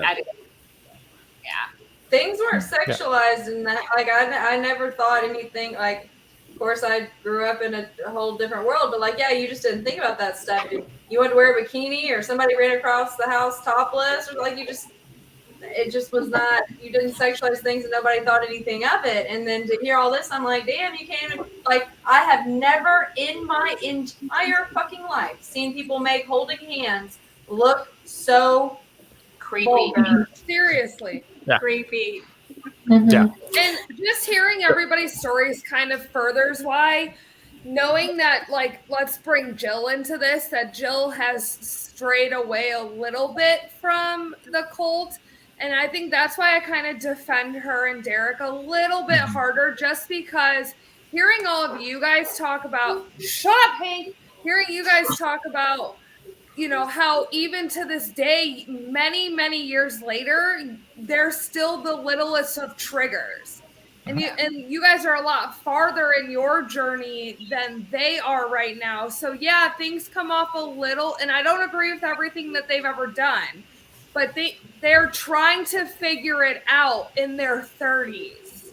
You know, they're trying to figure it out a couple years, under 5 years in. And under immense pressure, like the pressure of leaving. And I mean, it's a lot. It's publicized. So much. And publicized, yeah. And I can't even imagine, I mean, with their, like, how well known they are, I just can't even imagine. Right. Yeah. No. I mean, it's inspiring to hear y'all be able to sit here and say things like that. Things that SoJo and I, growing up, running through the house in our towels, not thinking the second of it. holding hands on the playground with every boy we walked by just because we could. Like, that was normal for us. And then to hear y'all, like, even to this day being like, hugs are weird to y'all. And it's not a bad thing. It's just how you were raised. But it really shows. It shows, like, how deep this shit really is. Well, and it makes me sad because it's like, you know, like if I saw Clint, I'd, you know, give him a big hug, you don't think anything of it. But then, like, you hear all these things and you're like, I've got to be more cognitively aware of, like, because you recognize, like, people have trauma just everyday life. You recognize people have trauma. But, like, I remember when Clint told me that, I was like, I'm going to have to be way more aware from now on, like, the level of trauma that's been experienced with the group so that I, like, you know, you don't even think that it could be that.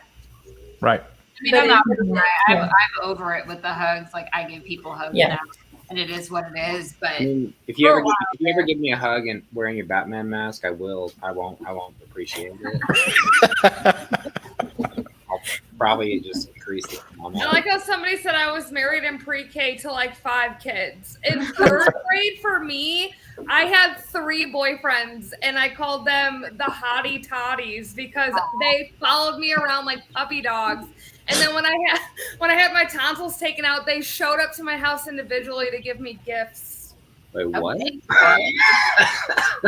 Oh yeah, That's funny. He's got it going on over there. I had brother husbands instead of sister wives. Oh Jesus! Can I just go back to like the comments about walking through the house in a towel? Like, that was not allowed. You had to be fully dressed, and no wet hair. Wait, so you were expected to have all of your clothes in the bathroom? I'm not even responsible enough for that right now. Yeah, no, and no wet hair. You couldn't come out because then they would know. Your family members would know. They would see you with wet hair and think, oh, she was just naked in the shower. I'm naked right now. No. Someone just I don't know what this is. How do I put this up on there? Which one do you want? Yarn work.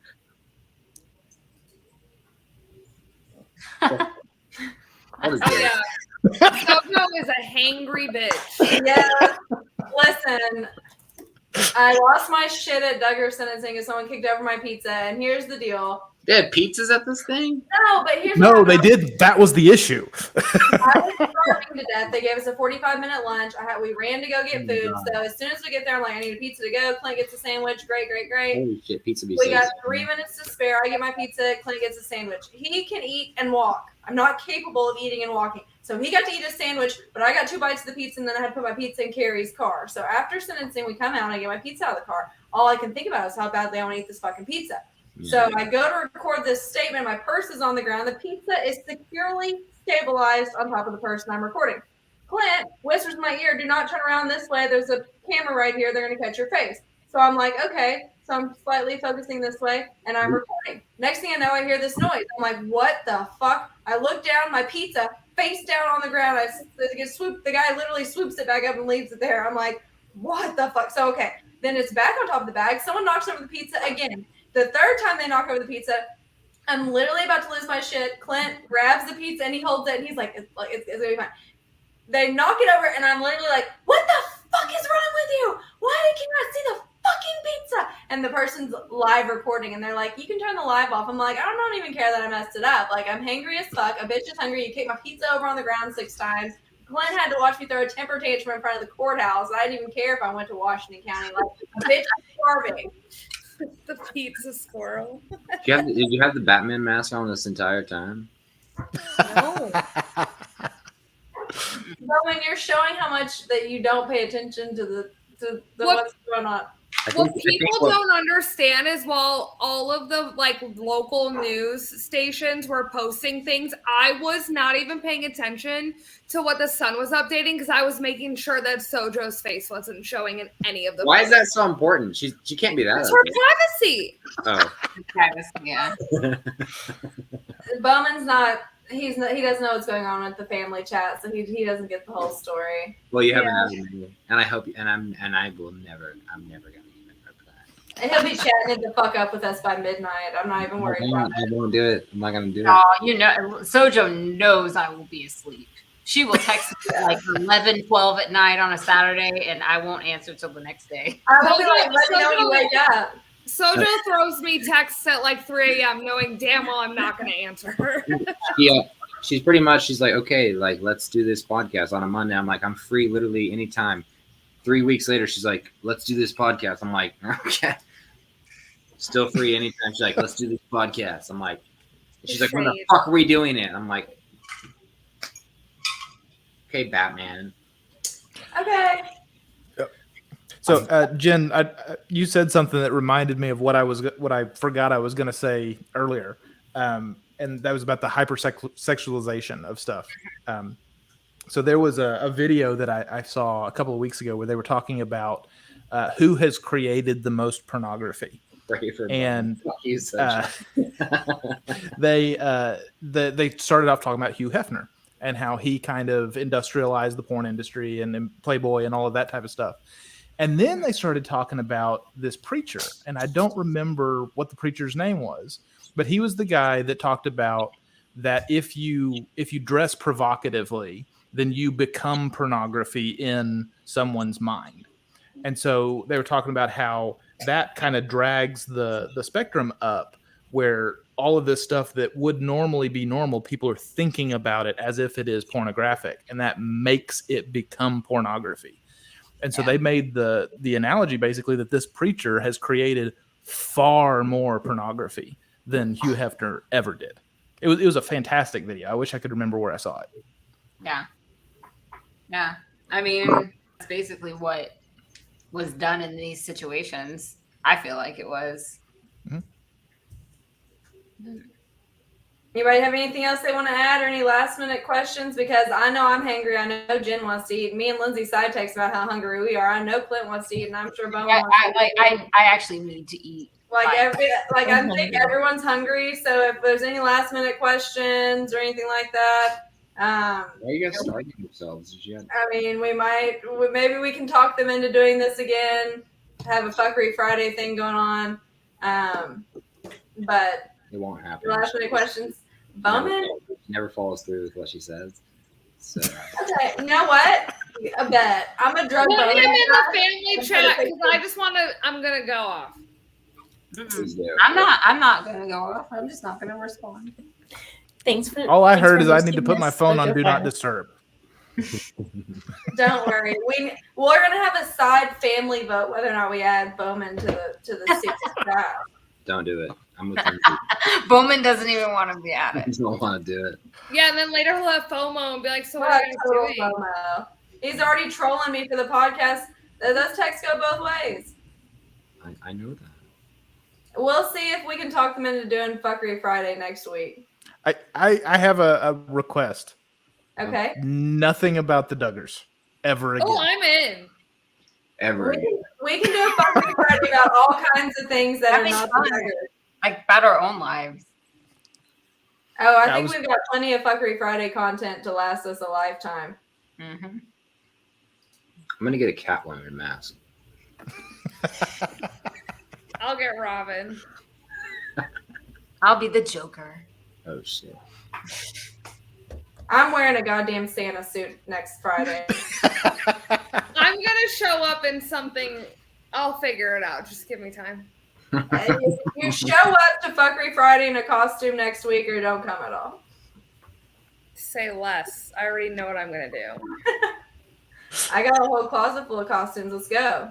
I got some blow up, needs a fan and battery type costume. I'll be here. What? If you show up as a T-Rex, I'll be so jealous because I want to show up as a T-Rex. I may have 3 or 4 in my closet. I don't know what's happening right now. What is? I don't know. Anyways, so we're hangry, but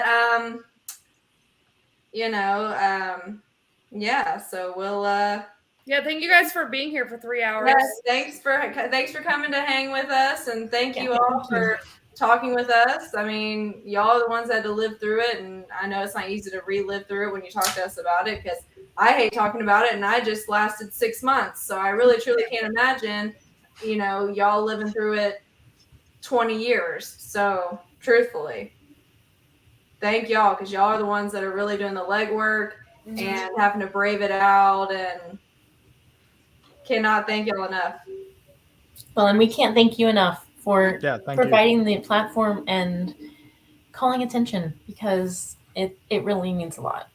I mean, without y'all, it would be nothing. Like y'all, like I know people do grasp it, but it's like when you think about all the stuff y'all have been through, and then to actually be willing to talk about it in front of everyone and answer questions like that is just like there's no words for how brave that is, and like willing to be that open and vulnerable like that.